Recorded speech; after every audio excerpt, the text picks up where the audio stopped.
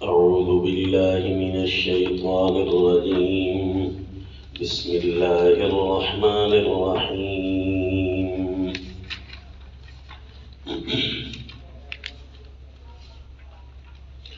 للرجال نصيب مما ترك الوالدان والأقربون وللنساء نصيب مما ترك الوالدان والأقربون مما قل منه أو كثر نصيبا مفروضا. وصلی اللہ علی النبی الکریم. سورۃ النساء آیت نمبر 7. سورہ نساء کے شروع میں آپ کو ایک صورتوں کا ترتب بتانا تھا جو کہ مجھ سے رہ گیا، تو مختصر سا صرف بتا دوں گا کہ کوشش ہوئی تو پورا کرتا ہوں، نہیں تو سورہ نساء تک تو ترتب آپ کو بتاتا ہوں. جب ہم نے پڑھا سورتوں کو، سورۃ الفاتحہ، سورۃ البقرہ، سورۃ الفاتحہ پڑھی تو اس سے تو یہ محسوس ہوا کہ صرف اللہ کریم ہم سے عبادت چاہتے ہیں، ایاک نعبد، کیونکہ اس کے علاوہ اور کوئی معاہدہ نہیں تھا. تو ٹھیک ہے، یہ اللہ کی غلامی کریں گے. عبد غلام کو کہتے ہیں. ان کل من فی السماوات والارض الا آتی الرحمن عبدا. ہم سارے کے سارے اللہ کے عبید و غلام ہیں. تو غلامی صرف اللہ کی کرنی ہے. کیوں جی؟ کہ ہمیں پیدا کرنے والا اللہ ہے، مرضی جو اس کی چلتی ہے. نہ ہم خود وجود میں آئے، نہ ہماری کوئی اپنی طاقت کہیں بھی چلتی ہے. صرف اور صرف طاقتیں اللہ کی عطا کردہ ہیں. تو بس ہم نے اللہ کی غلامی کرنی ہے. ہم کیسے غلامی کریں؟ تو پھر سورۃ البقرہ آئی اور اس نے ہمیں عبادت کی تشریحات سمجھائیں، تفصیلات سمجھائیں. یا ایھا الناس اعبدوا، امر کے بعد 5 تفصیلات بتائیں. پھر اللہ کریم نے اپنے غلاموں پر، اپنے بندوں پر کچھ احکام نافذ کیے. اور ایک تو غلامیت کا تصور وہ ہے نا، جو انسانوں کی غلامیت ہمارے ذہن میں بیٹھی ہوئی ہے، یہ تو عیب ہوتا ہے، یہ تو کمزوری کی دلیل ہوتی ہے، یہ تو کسی کو گرفتار کرنے کی دلیل ہوتی ہے، اس کی زندگی کو محدود کرنے کی دلیل ہوتی ہے کہ بیچارہ غلام ہے، اور یہ اس پر ایک داغ ہوتا ہے، دھبا ہوتا ہے. جبکہ اللہ کی غلامیت کا تصور یہ نہیں ہے. اس میں جو غلام بنتا جائے گا وہ عیش و عشرت میں آتا جائے گا، وہ فلاح میں آتا جائے گا، کامیابی میں آتا جائے گا. اس کی عزتیں شروع کر دیں گے میرے اللہ کریم، اس کی عزتیں کرتے ہیں اللہ کریم، اور ترقیاں پہ ترقیاں دیتے ہیں، کرامتیں دیتے ہیں. لہذا غلامیت کا جب لفظ اللہ کے لیے استعمال ہو رہا ہو نا، کہ ہم اللہ کے غلام ہیں، اللہ کی طرف ہماری غلامیت منسوب ہو رہی ہو، تو سمجھ لو یہ کوئی بہت بڑا عہدہ ہے بندوں کو احترام کا جو ملا ہوا ہے. تو اس غلامیت میں تو بندہ دوڑ کر آئے جی، وہ بندوں کی غلامیت. لہذا اللہ نے پھر فرمایا سورۃ البقرہ میں، اللہ نے سمجھا دیا یا ایھا الناس اعبدوا ربکم. پھر اس کی تفصیلات اللہ کریم نے ہمیں سمجھائی اور بتائی، یا بنی اسرائیل اذکروا کے ساتھ. اور پھر سورت کے اختتام تک اللہ نے کچھ ہمیں اپنے حقوق اور بندوں پر، غلاموں پر اپنے کچھ قانون بتائے. تو وہ آپ نے پڑھے تھے چند قسم کے احکام، احکام علمیہ، عملیہ، جدلیہ، تدبیریہ، اور تاکیدات الاموال، تاکیدات الاحکام. یہ مکمل طور پر ہم نے پڑھا. بس اب تو چاہیے یہ تھا، بندہ یہ سمجھتا ہے کہ جب غلامیت کے احکام پورے ہو چکے ہیں تو مزید کیا ہے جو اللہ کریم مجھ سے فرمائیں گے. اللہ کی کلام جتنی بڑھتی جائے لذت اور الفت تو حاصل ہوتی جائے گی، لیکن یہ کیوں اللہ کریم ہم سے فرمائیں گے، اس کی وجہ بھی تو ہمیں دریافت ہو تاکہ ہم اس کے مطابق عمل کر سکیں. بس یہی ڈھونڈتے ڈھونڈتے تدبر قرآن آ جائے گا کیسے جی؟ ساری صورتوں کا حل ہمارے سامنے آ سکتا ہے اگر ہم ڈھونڈے تو۔ دیکھو نا جی، صرف عبادت کے لیے اگر آئے تھے ہم دنیا میں اور عبادت کی تفصیلات صرف 5 پر تھی، تو جہاں عبادات بیان ہو رہی تھی تو ہم اسی رکوع پر تدبر کرتے ہیں، تو باقی سارے قرآن کو تفصیلات عبودیت، تشریحات عبادت ہمیں لگتا ہے، کیونکہ عبادت کرنے جو آئے ہیں، سورۃ الفاتحہ جو بتا رہی تھی، ہم آئے کیوں ہیں؟ عبادت کرنے کے لیے آئے۔ اچھا جی، ہم نے دیکھا یا بنی اسرائیل اذکروا نعمتی التی انعمت علیکم واوفوا بعہدی اوف بعہدکم وایای فارہبون۔ جب ہم نے یہاں سے تفصیلات عبادت کی ابتدا دیکھی نا، تو پھر ہم نے دیکھا اس میں ایک ذکر نعمت تھا، وہ اللہ نے ذکر نعمت یاد دلا دی، پوری تفصیلات سمجھائی تھی کہ ساری بنی اسرائیل پر ہے یہ ساری انسانیت کے لیے ہے یہ۔ پھر یا اذکروا نعمتی، آگے کیا جی؟ انعمت علیکم واوفوا بعہدی اوف بعہدکم وایای فارہبون، تم میری معاہدے پورے کرو، میں تمہارے ساتھ کیے گئے وعدے پورے کروں گا۔ تو جی اللہ کے معاہدے کون سے تھے؟ وہ سورۃ البقرہ میں احکام کے ذریعے اللہ کے معاہدے سامنے آ گئے۔ پھر اللہ کریم کیا دیں گے؟ وہ جگہ جگہ انعامات اللہ کریم بیان فرماتے گئے، وَإِيَّايَ فَارْهَبُونَ، اور مجھ سے ہی خاص ڈرنا۔ اس پر اللہ نے تاکیدات مرتب فرمائی کہ اللہ سے ڈرنے کا کیا مطلب ہے، تاکیدات الاحکام، تاکیدات الاموال۔ تو بس جی یہ ترتب سمجھ آ گیا جی، بڑا خوبصورت تھا۔ پھر اس کے بعد سورہ آل عمران میں کیوں آئی تھی جی؟ تو پھر ہم نے دیکھا کہ اس تشریحات عبادت، وہ بھی عبادت کی تفصیلات کے لیے آئی ہوگی، عبادت کی رہنمائی آئی ہوگی سورہ، کیونکہ سارا قرآن جو عبادت کی رہنمائی ہے۔ تو دیکھیں کہ سورۃ آل عمران کے لیے اگلا لفظ کیا تھا سورہ اس تفصیلات عبادت والے رکوع میں؟ تو آگے تھا آمنوا بما انزلت، تو اسی طرح تھا نا، آمنوا بما انزلت مصدقا لما معکم۔ تو اس کا مطلب ہے کہ ایمان بما انزل اللہ کی کوئی بات شروع ہوگی۔ تو بیانی جی سورہ آل عمران جب شروع ہوئی نا، تو وہاں پر کیا تھا؟ نزل علیک الکتاب بالحق مصدقا لما بین یدیہ وانزل التوراۃ والانجیل۔ وہاں انزل اللہ کا ذکر ہے، کیونکہ آمنوا بما انزلت ہے۔ اچھا جی، آمنوا بما انزلت کس طرح چلا، کیسے چلا؟ وہ ہدایات کی شکل میں چلا، خطابات کی شکل میں چلا۔ تو اللہ نے خطابات الفرقان، ہدایات القرآن بڑی تفصیل سے ارشاد فرمائی، اور یہ سلسلہ بعینی اسی طرح احکام پر مرتب ہوتا گیا جو سورۃ البقرہ کے احکام تھے، ہدایات ہوں یا خطابات الفرقان ہوں، وہ مرتب ہوئے تھے احکام سورۃ البقرہ پر، اور یہ ترتب آپ کو پورا سمجھایا تھا۔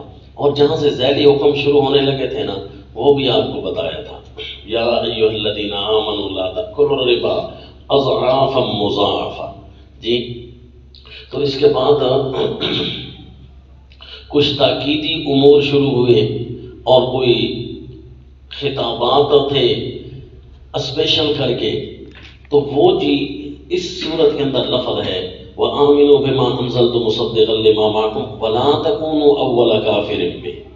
لا تَكُونُوا أَوَّلَ كَافِرٍ بِهِ سے ہمیں سمجھ آیا یا ایھا الذین آمنوا کے جو خطابات شروع ہو رہے تھے نا، وہ بھی اسی طرح تھا، یا ایھا الذین آمنوا ان تطیعوا فریقا من الذین اوتوا الکتاب۔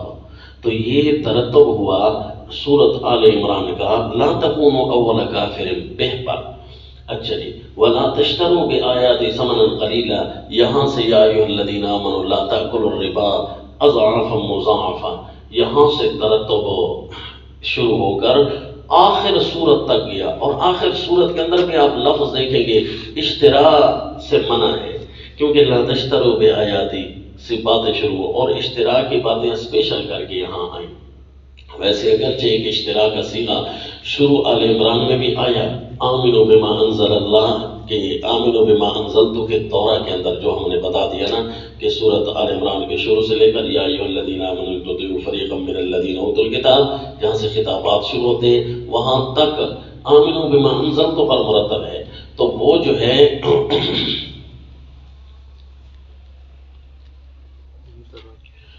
اور ولا تکونوا اول کافر یا ایھا الذین آمنوا ان تطیعوا سے، پھر ولا تشتروا بآیاتی سے آخر سورت تک مرتب ہو رہی ہے پوری سورہ آل عمران اس ایک جملے پر، ولا تشتروا بآیاتی ثمنا قلیلا پر، کیونکہ سورہ آل عمران کے آخر تک اشتراء بآیات اللہ کی باتیں ہوتی رہیں گی۔ آخری اختتامیہ میں بھی آپ نے دیکھا ہوگا، تو سمجھ آئی کہ تشریحات العبادت ہے، درس عبادت ہے سورہ آل عمران، تو کیسے ہے؟ تو یہ اس کا جواب آپ کو سمجھ آ گیا کہ یہاں پر ترتب ہے۔ آگے لفظ تھا وَإِيَّايَ فَاتَّقُونِ، ایَّايَ فَاتَّقُونِ، یہ کہاں تک چلے گا جی؟ اس سے ثابت یہ ہوتا ہے کہ کوئی تقوی اسپیشلی کا حکم ہے تو سورہ نساء شروع ہوئی جی تقوی کے لفظ سے، یا ایھا الناس اتقوا ربکم الذی خلقکم من نفس واحدہ۔ تو یہ سورۃ النساء پوری کیا اسی سیغے پر مشتمل ہے یا ولا تلبسوا الحق بالباطل، یہاں بھی اس کا کوئی عمل دخل ہے سورہ النساء کا؟ سورہ النساء کے شروع سے لے کر آخر تک ہم دیکھتے گئے نا، یہاں ظلم سے منع ہے، ظلم سے منع ہے، کیونکہ سورۃ النساء کا پہلا سبق جب میں نے آپ کو پڑھایا نا کہ یہاں کس قسم کے احکام ہوں گے، سمجھو ظالم اور مظلوم کی باتیں ہیں، مظلوموں کو کہا جائے گا اللہ سے ڈرو، ظالموں کو کہا جائے گا اللہ سے ڈرو، مظلوموں پر ظلم نہ کرو۔ کبھی کبھی مظلوم کون ہوتا ہے، کبھی کون ہوتا ہے، کبھی کون ہوتا ہے، یہ سارے میں آپ کو سمجھا گیا، حتیٰ کہ حکومت اسلامیہ بھی یا حکام بھی کبھی کبھی مظلوم ہوتے ہیں، تو پھر وہ بھی میں آپ کو سارا بتا گیا پہلے سبق کے اندر۔ تو سورت کے آخر میں بھی کلالہ کا ذکر ہے، وہ بھی حق کا بیان ہو رہا ہے کہ اس کو مال دو، اس پر ظلم نہ کرو۔ اس کا مطلب ہے تقوی کے تحت پوری سورۃ النساء موجود ہے۔ ایک تو میں آپ کو خطاب التقوی سمجھا گیا تھا نا تفصیلی سورہ آل عمران کے اندر، اور پھر اب تقوی کے اندر مشن شروع ہو گیا تقوی کا، تو وہ سورہ النساء ہے۔ تو سورہ النساء پورے درس عبادت کس طرح بنتا ہے جی؟ آپ سے کوئی سوال کرے کہ ہم آئے تو دنیا میں اللہ کی عبادت کے لیے، قرآن سارا درس عبادت ہے، ذرا یہ بتاؤ سورہ النساء کیسے درس عبادت ہے؟ کیونکہ عبادت کی تشریحات تو 5 ہیں، وہ تو اللہ نے بتا دی، پھر اگلی صورتیں کیوں ہیں؟ تو ہم کہیں گے وہ بھی درس عبادت ہے، انہی تفصیلات کے اندر موجود ہے، انہی تفصیلات ہی کا حصہ ہیں۔ تو آپ سے کوئی پوچھے بتائیں، پھر سمجھائیں بھائی کیسے حصہ ہے؟ تو پھر آپ بتا دیا کہ وَإِيَّايَ فَاتَّقُونِ تک یہ سورہ بقرہ، سورہ آل عمران، سورہ النساء مرتب ہوئی۔ اچھا اس کے بعد کیا ہے؟ لا تلبسوا الحق بالباطل، اس سے لے کر آخر تک وَأَنَّهُمْ إِلَيْهِ رَاجِعُونَ، بلکہ وَلَا هُمْ يُنصَرُونَ، وہ انعامات جب تک شروع نہیں ہوتے نا وہاں تک یہ جو ہے ترتب ہوتا ہے انشاءاللہ سورہ لقمان تک جائیں گے، اور سورہ مائدہ سے لے کر وَلَا تَلْبِسُوا الْحَقَّ بِالْبَاطِلِ سے شروع ہو جائے گا کام۔ سورۃ المائدہ میں مجھے یاد دلانا، کیونکہ وہ ترتب احکام کا یا تو سورہ نساء کے شروع میں بتاتا، چونکہ سبق شروع ہو گیا ہے لہذا سورہ نساء تک تو ترتب آپ کو سمجھا دیا، پھر مجھے بتانا انشاءاللہ سورہ المائدہ کی ابتداء میں آپ کو میں پوری کوشش کروں گا، اللہ نے اگر وقت دیا انشاءاللہ اور ہمت دی تو پورا وعدہ بھی نہیں کرتا اور وعدے کی پاسداری کی دعا بھی مانگتا ہوں۔ تو سورہ المائدہ سے لے کر سورہ لقمان تک، پھر سورہ لقمان سے لے کر انشاءاللہ سورہ صاد تک آپ کو ترتب سمجھاؤں گا، اور سورہ صاد سے پھر آپ کو ایک پچھلے سال کا سبق یاد دلاؤں گا کہ سورہ صاد سے لے کر سورہ دہر تک ہم نے ترتب پچھلے سال پورا پڑھایا تھا، چونکہ ایک لمبا سبق ہوتا ہے نا، اس کا اس بات بھی کرنا ہوتا ہے۔ تو اب سمجھ آیا کہ پورا قرآن درس عبادت کیسے ہے، یہ سمجھ آتا ہے۔ سورہ لقمان تک تو ترتب بند ہے، اور سورہ لقمان کے بعد سورہ سجدہ اور سورہ الاحزاب آئیں گی، وہ ایک نیا اصول بن کر آئیں گی۔ تو وہ حالانکہ اصول اگرچہ نیا ہے لیکن درس عبادت ہے، وہ کیسے کہ وہ انشاءاللہ وہاں جا کر بتاؤں گا کہ نفیاً شروع ہو رہا ہے، اس باتاً سورہ لقمان تک تھا، یوں کرنا ہے یوں نہیں کرنا۔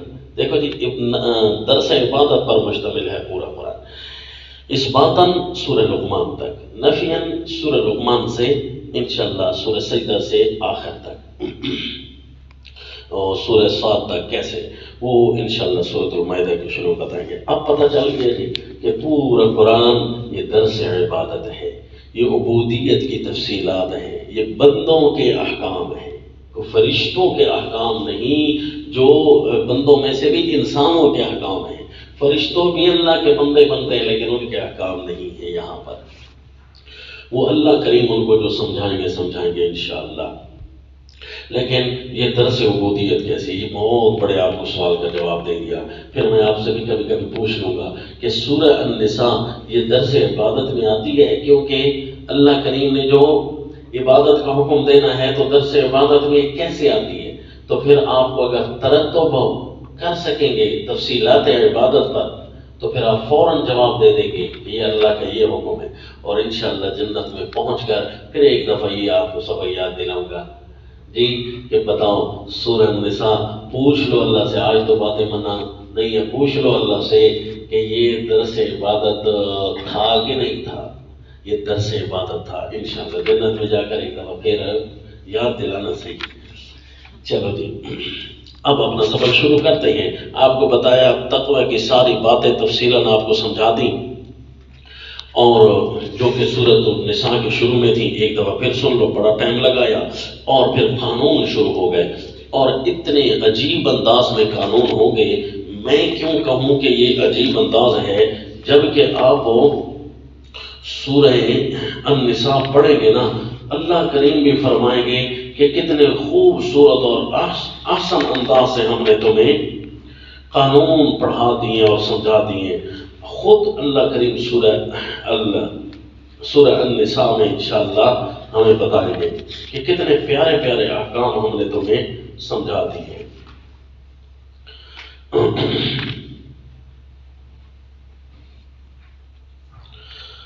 سبحان اللہ، ذالک الفضل من اللہ وکفی باللہ علیما۔ اسی طرح کہ ہم نے تمہاری خوبصورت سے رہنمائی کی ہے۔ یہ سورت میں آیت آگے آ رہی ہے انشاءاللہ، تو اس کا مطلب کہ جب ہم پڑھیں گے نا سورہ النساء، اس کا خوبصورت سیٹ اپ اور اس کی خوبصورت ترتیب جو ہے ہمارے جب سامنے آئے گی، تو وہاں پر آپ کو میں پھر بار بار یاد دلاتا جاؤں گا کہ دیکھو اللہ کریم نے خود فرمایا کہ ہم نے کتنی خوبصورتی سے تمہیں اپنے احکام سمجھائے ہیں۔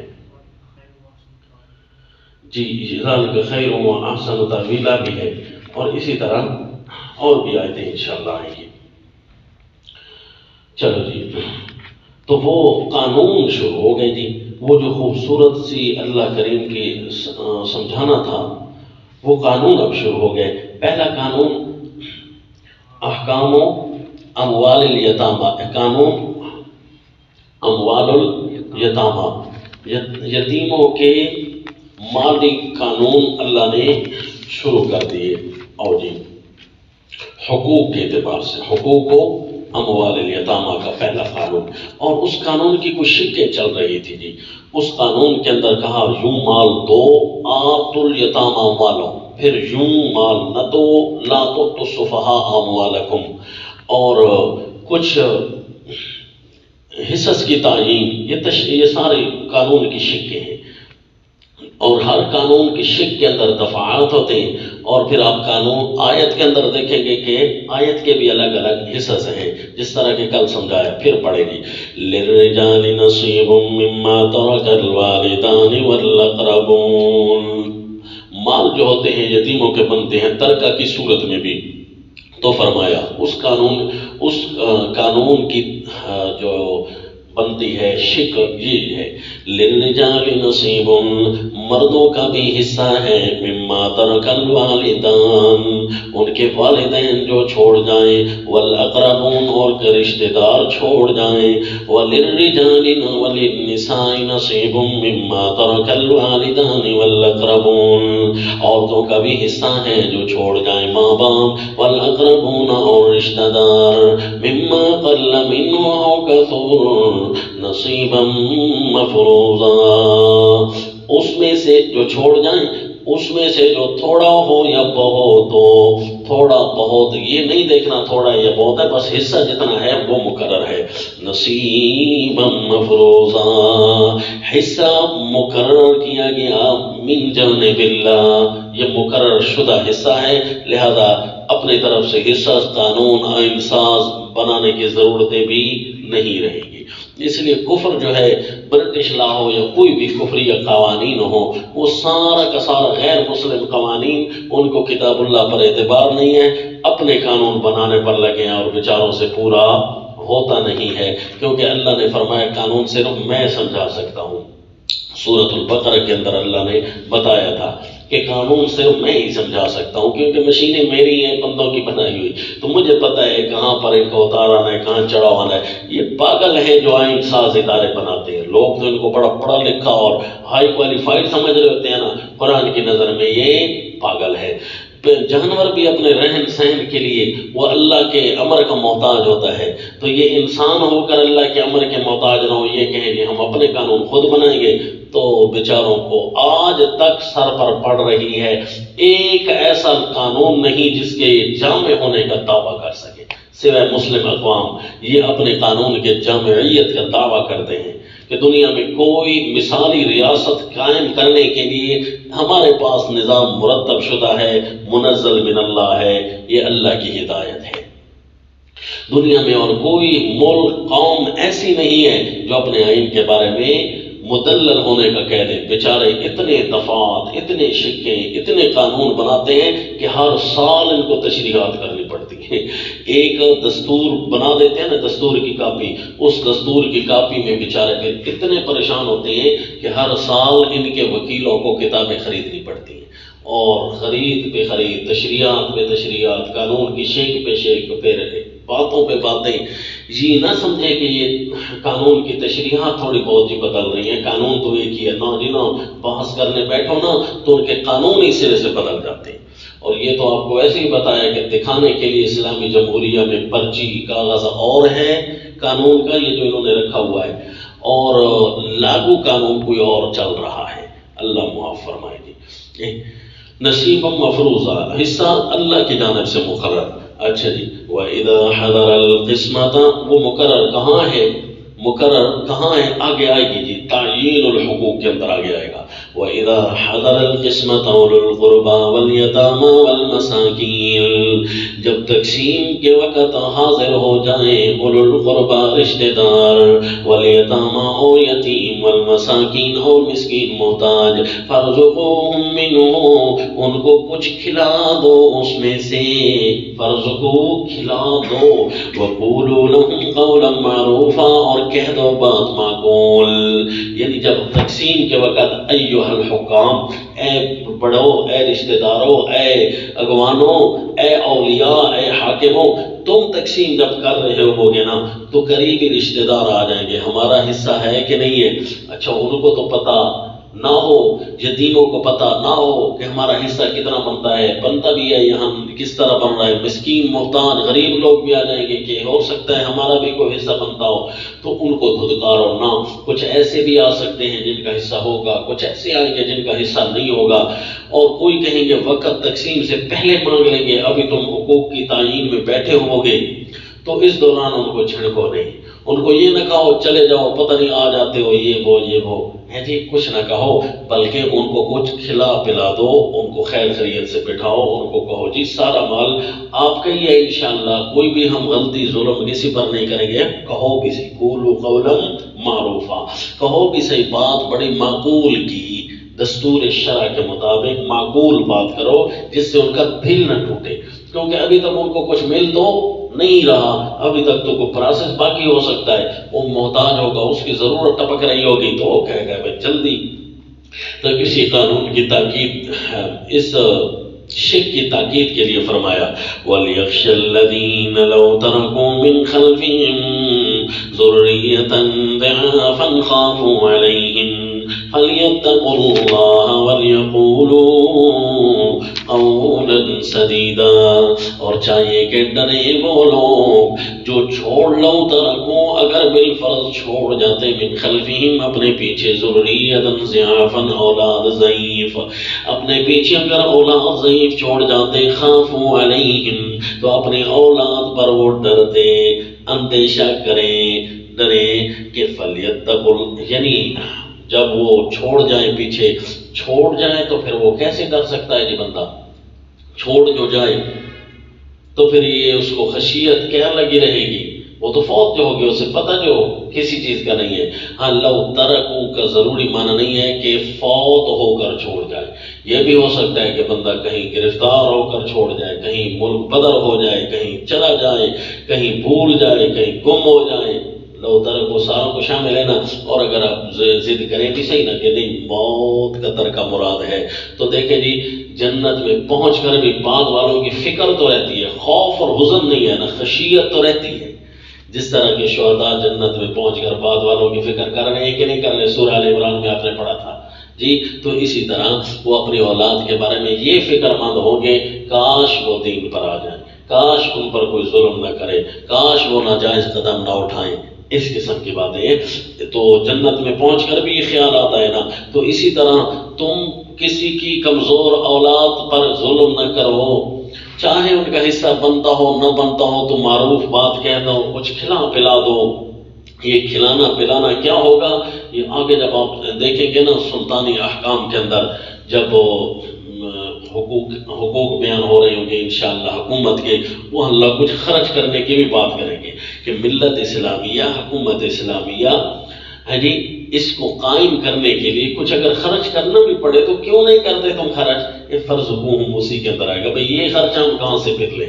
افرزقوہم منہ، ان کو کچھ کھلا دیا کرو، وقولوا لهم قولا معروفا وليخشى الذين لو تركوا من خلفهم ذرية ضعافا خافوا عليهم فليتقوا الله، ان سے بات کرتے ہوئے، ان سے کو کھلاتے ہوئے، ان کے حقوق دیتے ہوئے، فلیتقوا اللہ، اللہ سے ڈرتے رہیں، اللہ کی نافرمانی سے بچتے رہیں، وَلْيَقُولُوا قَوْلًا سَدِيدًا، اگر بات کہیں ایسی آ بھی جائے نا کہ اس بات میں وہ بھی باز نہیں آ رہے، اگر جواب دیتا ہوں تو اللہ کی نافرمانی لازم آتی ہے، نہ جنا ایسی صورتحال میں وَلْيَقُولُوا قَوْلًا سَدِيدًا، بات کہہ دو سیدھی، ایسی سیدھی اور پکی بات کہ اللہ کی طرف سے بھی اعتراض نہ لگے، ان کی طرف سے بھی اعتراض نہ ہو سکے، چاہے وہ لہجے میں ترشی آئے، چاہے وہ لہجے میں نرمی آئے، قول سدید ہونا چاہیے۔ پھر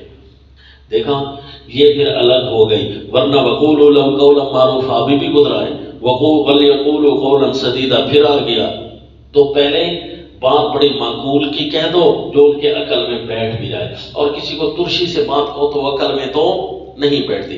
لہ گئی بات ایک ایسی جگہ جہاں تقوی چیلنج ہو رہا ہو، وہاں ترشی اور نرمی دونوں طرح میں دیکھو کہ قول سدید کیا ہے، تو بس اس وقت قول سدید اپناؤ، چاہے وہ عقل میں ان کے بیٹھے چاہے عقل میں نہ بیٹھے، تو پتہ چل گیا کہ بات معقول کوئی اور ہے، قول سدید کوئی اور ہے۔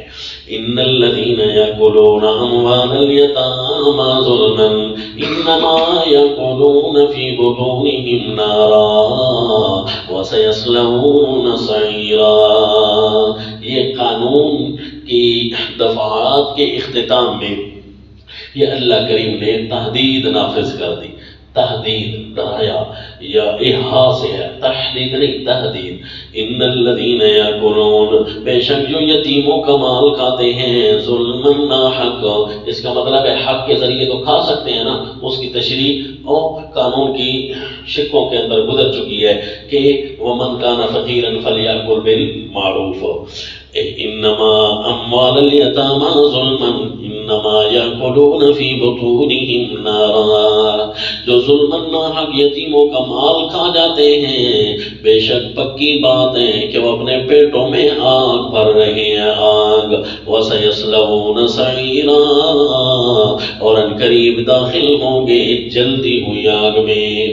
یہ وہ آگ ہے جو جلا تو نہیں رہی، پیٹ میں آگ ہے لیکن جب داخل ہوں گے نا آگ جلانے والی ہے۔ اچھا پیٹ میں جو آگ ہے یہ جلا نہیں رہی تو پھر اس کا کیا نقصان ہے؟ بھائی آگ جہاں ہو وہ کوئی کسی چیز کو کھڑا تو نہیں ہونے دیتی، جس چیز کو آگ لگ جائے نا وہ اس چیز کو کھڑا نہیں ہونے دیتی، اس کو جلا کر رکھ دیتی ہے۔ اسی طرح مال تم نے کھایا ہے گزران کو سیدھا کھڑا کرنے کے لیے، لیکن جی تمہاری گزران کو کھا جائے گی یہ آگ۔ ہماری سرکی میں کہتے ہیں ساوا نتھی اونٹے سی اللہ، یعنی اگر یتیموں کا مال کھایا نا اللہ تمہاری گزران سیدھی نہیں ہونے دے گا، کیونکہ آگ جو ہے وہ ساری جہاں آگ جاتی ہے تو وہ سب کو جلا کر رکھ دیتی ہے، کاروبار تباہ ہو جائیں گے، مٹ جائے گا سب کچھ تمہارا۔ کھاؤ جتنا مرضی یتیموں کا مال، لیکن اللہ کا چیلنج ہے تمہیں کہ یہ پیٹ میں آگ جا رہی ہے، آگ کا اثر کہاں کہاں تک جاتا ہے، جہاں جہاں تک کبھی جاتا ہے جی جلا کر رکھ دیتی ہے۔ اس لیے اللہ تمہیں پھلنے پھولنے نہیں دے گا اگر یتیموں کے مال کے اندر ظلم کیا۔ علماء اکرام آپ بھی خصوصی توجہ فرمائیں، کیونکہ آپ کے پاس بھی تو اسی طرح یتیموں کا مال، غریبوں کا، مسکینوں کا مال آ جاتا ہے۔ اگر آپ کے پاس آ گیا ہے کس طریقے سے، دین کی ترویج کی خاطر، جی کسی یتیم نے آپ کو مال دے دیا ہے بالفرض، تو آ تو گیا ہے نا اندر، یتیم مسکین نے کوئی چندہ دے دیا ہے، محتاج نے دے دیا ہے، تو یہاں بھی دین کی ترویج کے لیے یا مجاہدین کو ملتا ہے یا دین پڑھنے والوں کو ملتا ہے، کیونکہ دونوں اسلامی سرحدات کے محافظ ہوتے ہیں، ایک ظاہری سرحدوں کے محافظ اور ایک ملکی سرحدوں کے محافظ اور ایک علمی سرحدوں کے محافظ، تو آپ کے پاس بھی آ جائیں گے۔ اس کا مطلب ہے کہ ہم یہ جو علماء اکرام ہوں یا مجاہدین ہوں، پھر یہ اپنے اگر اموال کے اندر ذرا سی بھی اتار چڑھاؤ کرتے ہیں نا، ذرا بھی حق اس کا پورا نہیں کرتے، پھر اللہ ساوا نہیں تھی ہونے دا، پھر کیا جی نقصان پہ نقصان آتا ہے۔ وَسَيَصْلَوْنَ سَعِيرًا۔ اللہ کریم ہماری مدد فرمائے۔ یوصیکم اللہ فی اولادکم، اسی لیے تو انہی آیات کی وجہ سے اور موجودہ انحطاط اور تہاون کی اور سستی کے زمانے کی وجہ سے میں تو جی یہ بات اپنے ساتھیوں کو کہتا رہتا ہوں، بڑے علماء سے بھی پوچھ لینا ہے جی کہ مدرسے میں اپنا گھر نہ بننے دینا جی۔ مدرسہ کے اندر ایک ہوتی ہے مسجد کی ذمہ داری اور ہوتی ہے، مدرسہ کی ذمہ داری اور ہوتی ہے۔ یہ ذمہ داری ہم نے اپنے اوپر لاگو کی اور مسجد کی ذمہ داری اللہ نے ہمارے ذمہ لگائی ہے، اور الگ سا ہم نے قیام کیا ہے اپنی سہولت کی خاطر، تاکہ جی دین پڑھتا رہے، ایک دوسرے کو کچھ لے دے کر ہم سکھا لیں گے، کیونکہ لے دے کر سکھانا یہ صورت یا ایھا الذین آمنوا اذا تداینتم بدین کے اندر ثابت ہے کہ فلیملل الذی علیہ الحق وغیرہ ذالک، تو یہ چونکہ ہم نے اپنے اوپر لاگو کیا لہذا وہاں کی باتیں اور ائمہ کی تنخواہیں جتنی زیادہ بڑھتی جائیں وہ اتنی تھوڑی ہوتی ہے، کیونکہ ان کی ذمہ داری جو ہے نا 24 گھنٹے ہوتی ہے، 10 منٹ تو وہ انٹرمیشن ہوتے ہیں نا، اور اس سے پہلے تو 5 ٹائم 10 منٹ کر کے وہ صرف انٹرمیشن ہوتے ہیں، اس سے پہلے ان کو ہائی الرٹ تو رہنا ہوتا ہے نا ہر وقت ہے جی، حتیٰ کہ جو ٹی وی سے بھی لڑ کر آئے وہ امام پر چڑھائی کر دیتا ہے، تو ساروں کا مجموعہ دکھ سکھ ہو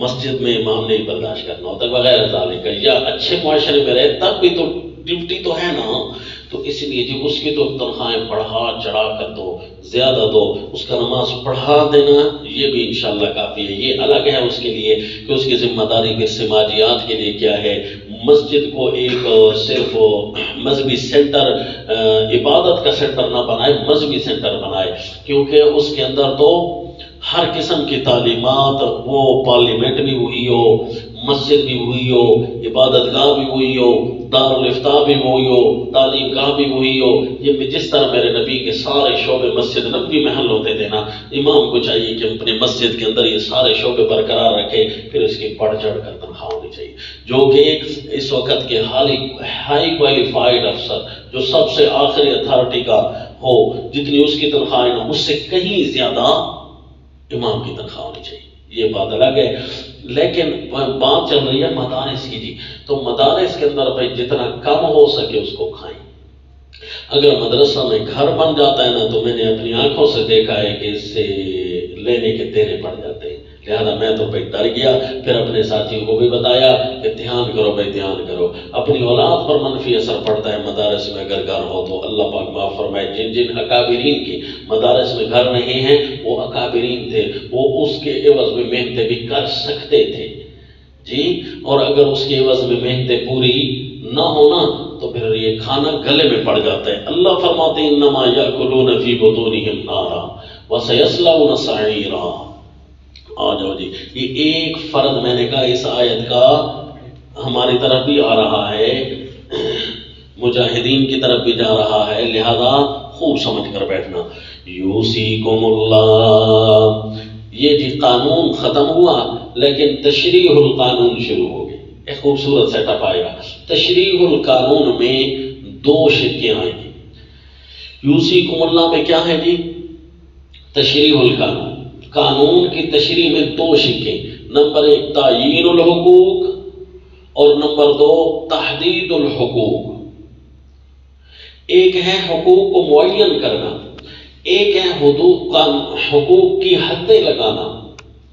تو تعیین الحقوق اور تحدید الحقوق یہ دونوں شروع ہو رہی ہیں جی۔ یہاں سے ابھی تک تعیین الحقوق ہے، واللاتی یاتین الفاحش آگے آ رہا ہے، وہاں سے انشاءاللہ تحدید الحقوق ہوگی۔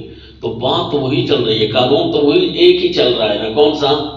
حقوق اموال الیتامی، یہی قانون چل رہا ہے۔ تو اب تشریح القانون شروع ہو گئی ہے جی۔ تشریح القانون کی دو شقیں ہیں، نمبر ایک تعیین الحقوق، تو یہ تعیین الحقوق شروع ہو گیا جی۔ یوصیکم اللہ، اللہ حقوق معین کر کے دے رہا ہے۔ یوصیکم اللہ فی اولادکم للذکر مثل حظ الانثیین، اللہ تمہیں تاکیدی حکم کرتا ہے۔ جب تشریح القانون شروع ہوئی نا، صیغہ تاکید کا آیا، آگے جتنے قانون آئیں گے نا وہاں بھی ہم دیکھیں گے کہ تشریح القانون کیسے شروع ہوتی ہے۔ یہاں بھی آپ دیکھنا تاکید کا صیغہ آیا، تشریح کے اندر ہے یوصیکم اللہ۔ وصیت کس کو کہتے ہیں؟ تاکیدی، الحکم التاکیدی کو وصیت کہتے ہیں۔ اللہ تاکیدی حکم تمہیں کرتا ہے۔ وصیت کس حکم کو کہتے ہیں؟ جو تاکیدی حکم ہو۔ اللہ تاکیدی حکم کرتا ہے تمہیں فی اولادکم، تمہارے حق میں، تمہاری اولادوں کے حق میں، للذکر مثل حظ الانثیین، ترکے کے حساب سے۔ اللہ کون سی وصیت کر رہا ہے جی؟ ترکے کے حساب سے، کیونکہ ابھی تو فرمایا تھا نا کہ للرجال نصیب للنساء نصیب نصیب مفروضہ، ابھی فرمایا تھا نا، تو وہ اب نصیب مفروض اصحاب الفروض کا ذکر شروع ہو گیا جی، کہ یہ ہیں اصحاب الفروض جی۔ للذکر مثل حظ الانثیین، جن کے فرض یعنی حصے مقرر ہیں، ان میں سے جو بھی ہیں مذکر کو ڈبل ملنا ہے۔ مثل حظ الانثیین، عورتوں کے حصے کے مطابق، عورت کو ڈبل نہیں ملنا، مرد کو ڈبل ملنا ہے۔ جتنی بھی جائیداد چھوڑ کر وہ جا رہا ہے، جائیداد کے 3 حصے بنا دو، اگر صرف ایک بیٹا اور ایک بیٹی ہے نا، 3 حصے بنا دو، 2 حصے بیٹے کو دے دو اور 1 حصہ بیٹی کو دو۔ تو یہ بیٹی کو 1 حصہ کیوں جی؟ یہ قانون تو مساوات کا چلنا چاہیے، برابری کا چلنا چاہیے، اللہ تو عدل کرتا ہے، یہ کیوں عورتوں کا آدھا کیوں؟ تو یہ جی موم بتی مافیا ڈھڈورا پیٹنا شروع کر دیتا ہے جی۔ وہ کہتے ہیں لو جی یہ تو پھر اسلام کی زیادتی ہو گئی ہے جی۔ آگے آ رہا ہے انشاءاللہ آیت نمبر 34 کے اندر، وہاں بھی آپ کو بتائیں گے وَبِمَا أَنفَقُوا مِنْ أَمْوَالِهِمْ۔ اچھا تھوڑا سا گفتگو اس پر میں آپ کو سمجھا دوں اشارتاً، پوری تفصیل نہیں کر سکوں گا کہ کس طرح جی مساوات ہو رہی ہے۔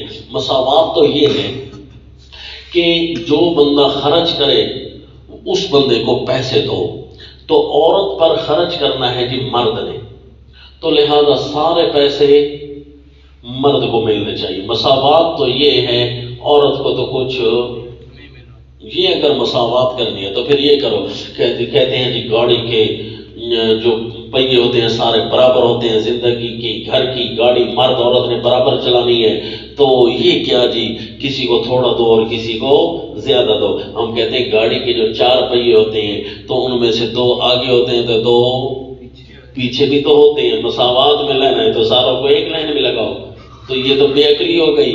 مساوات اس کو تو نہیں کہتے۔ گاڑی کے اگر 2 پہیے ہیں تو ایک کو دائیں لگانا ہوگا تو مجبوری ہے دوسرے کو بائیں تو لگانا ہے نا، گاڑی جو چلانی ہے۔ تو کوئی عقل کے ناخن لو، ہوش کے ناخن لو، عقل کو چرنے تو نہ بھیج دو نا، وہ چرنے گئی ہوئی ہے جی۔ تو لہذا قانون اور قانون مساوات کے مطابق تو عورت کو کچھ کیوں جی اس کا خرچہ ہی نہیں ہے، بیمار ہوگی مرد نے دینا ہے، کپڑے مرد نے دینا، نفقہ مرد نے دینا ہے، رہائش ساری مرد کے ذمے، وہ سانس لے تب بھی مرد نے خرچ کرنا ہے، سانس نہ نکالے تب بھی مرد نے خرچہ کرنا ہے۔ تو لہٰذا سب کچھ جو مرد کے ذمہ ہے بھئی اس کی تو نے مکمل حفاظت کرنی ہے، اس کو تو نے گھر کی ملکہ بنا کر رکھنا ہے، وہ تیرے لیے گویا کہ بس صرف سرداری نام کی تجھے دے دی، حقیقت میں تو ساری سرداری ہے اسی کے پاس، کیونکہ وہ تو بیٹھ کر جی کھا رہی ہے، یہ بیچارہ صبح سے لے کر شام تک کمائے گا بھی صحیح، اور پھر جو کما کر لے کر آ رہا ہے پھر سنے گا بھی صحیح کہ یہی کما کر آیا ہے جی۔ تو پھر تو سارے کی اس کو تو ملکہ بنا کر اس میں رکھنا ہے، سردار بنا کر رکھنا ہے، بس جی وہ اس کے سارے ضروری ہے، اس کو کہنا ہے تو ٹینشن سے فری ہے، بس تو اتنا کر کہ میرے جو ذاتی حقوق ہیں نا وہ پورے کر، کہ میری اولاد کو تو نے سنبھالنا ہے، میرے کھانے پینے کا انتظام کرنا ہے، میرے کپڑے شپڑے دھونے، بس یہ میرے جو ذاتی حقوق ہیں نا جی اس کو وہ آپ کی اولاد کو سنبھالے، اور پھر میڈم بھی بنی پڑی ہو سکول میں تو پھر آپ کی اولاد کس کے حوالے ہو جائے گی؟ تو یا تو چارپائی پر باندھ کر جانا پڑے گا، یا پیسے نہیں ہوں گے تو پیسے ہوں گے تو نوکر رکھنے پڑیں گے، اور نوکروں کی تربیت کا تو آپ کو پھر خوب اندازہ ہے۔ تو اس لیے یہ جو ہے جی معاشرے کے اندر بگاڑ اور فساد آ گیا، اس بیچاری پر ایکسٹرا وہ بوجھ ڈال دیا گیا، بچے بھی وہ جنے اور نوکریاں بھی وہ کرے، یہ مساوات ہوتی ہے۔ ایک سال پھر مساوات تو یہ ہے، ایک سال بچے تم جنو اور ایک سال وہ جنے، تو پھر دونوں نوکری پر جاؤ، یہ کیا جی سارے زندگی کا مشکل فیصلہ ہے جی اس کے ذمہ ہے، اور نوکریاں بھی اس سے کرو، یہ تو مساوات نہیں ہوتی۔ مساوات فطرتی قانون میں بھی اللہ نے رکھ دی ہے، یہی مساوات ہے، سمجھا جی؟ تو لہذا یہ تو اللہ نے اس کو آدھا دے دیا ہے، کچھ مہربانی ہے، ورنہ تو نام کی حکمرانی مرد کے ذمہ ہے، اصل تو یہ نوکر بنا ہوا ہے، اصل تو اس کے ذمہ خدمت لگا دی ہے، بس نام کی حکمرانی دے دی، بس شاباش ودہ تو ہے یہ خوش ہو جاتا ہے کہ ٹھیک ہے جی کچھ تو ہمارا بھی، حقیقت تو یہ ہے کہ ہمیں تو خدمتگار قرار دیا گیا۔ تو بھائی یہ مساوات ہے، فی للذکر مثل حظ الانثیین۔ اب بتاؤ عورتوں کو جو ایک حصہ ملا ہے کچھ زیادہ نہیں ہے جی، نہ اس نے اس کو لگانا ہے، نہ اس نے اس کو کھانا ہے، نہ اس نے اس کو پینا ہے، بس ایک حصہ بھی وہیں کا وہیں رہ جائے گا، سارا شاباش بھائی تو دے، مرد نہیں لگانا ہے۔ تو یہ قبر پر ساتھ لے کر جائے گی، کرے گی کیا اس ایک حصے کا؟ لیکن ٹھیک ہے جی مزید بھی کچھ کر، مرضی ہے تجھے 2 جوڑے وہ لے کر دے، ایک تو لے لے، روزانہ نواں ڈال کے جا، نہیں سمجھا نہیں؟ تو ایک حصہ عورت کو جو زیادہ دیا گیا ہے، یہ ایک حصہ زیادہ دیا گیا ہے، سمجھا؟ اور مرد بیچارے کو 2 حصے کہہ کر خود بھی، اولاد کو بھی، بیوی کو بھی، رشتہ داروں کو بھی، فی سبیل اللہ بھی سارے خرچے کر۔ فَإِن كُنَّ نِسَاءً، اس کا مطلب ہے اب مرد کو جائز ہے کہ وہ عورت سے چندہ مانگے کہ پھر تیرے پاس تو فری میں پڑے ہوئے، میرے تو اتنے لگے۔ فَإِن كُنَّ نِسَاءً فَوْقَ اثْنَتَيْنِ، اگر وہ عورتیں ہیں 2 سے زیادہ، اس لیے جی قرآن کے قانون کے مطابق یہ جو علم ہے نا وراثت کا، علم الفرائض، اس کے اندر جمع 2 سے شروع ہو جاتی ہے۔ ان كُنَّ نِسَاءً یعنی 2 ہیں تو، فوق اثنتین یعنی 2 سے زیادہ ہیں تو، اس کا مطلب ہے 2 کو بھی نساء کہا دیا گیا، فوق اثنتین 2 سے زیادہ ہیں، فَلَهُنَّ ثُلُثَا مَا تَرَكَ، تو انہیں 2 تہائیاں دے دو، ما تَرَكَ جو اس نے چھوڑا ہے۔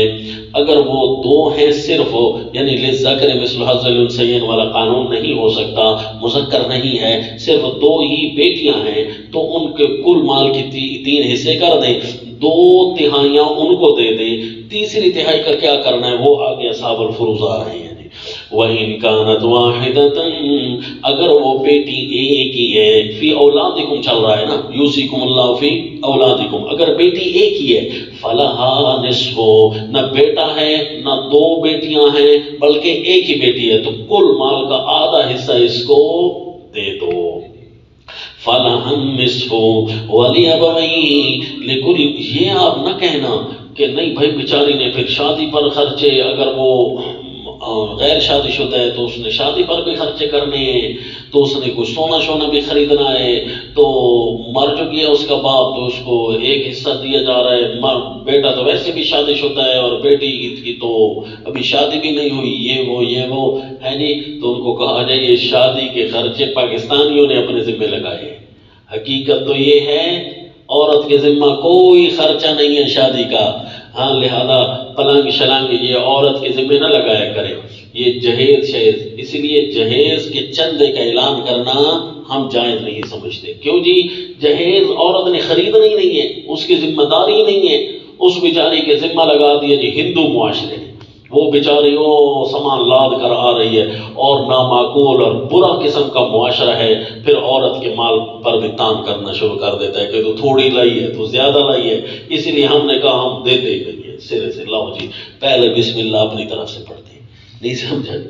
تو لہذا نہ سونا چاندی نہ کوئی یہ وہ یہ سارا مرد کے ذمہ ہے۔ ہاں تحفہ دے دو اپنی بیٹی کو، کروڑوں دو، کس نے منع کیا ہے؟ وہ دے دو، وہ از خود تحفے تحائف اپنے خاوند کے لیے خرید کر جائے، جتنا مرضی خریدے جی، اس کو منع تو نہیں ہے، لیکن وہ ذمہ داری تو نہیں ہے نا، کیونکہ اس سے کیوں بیچارے مرد کے پیسے لے کر عورت کو دیتے ہو؟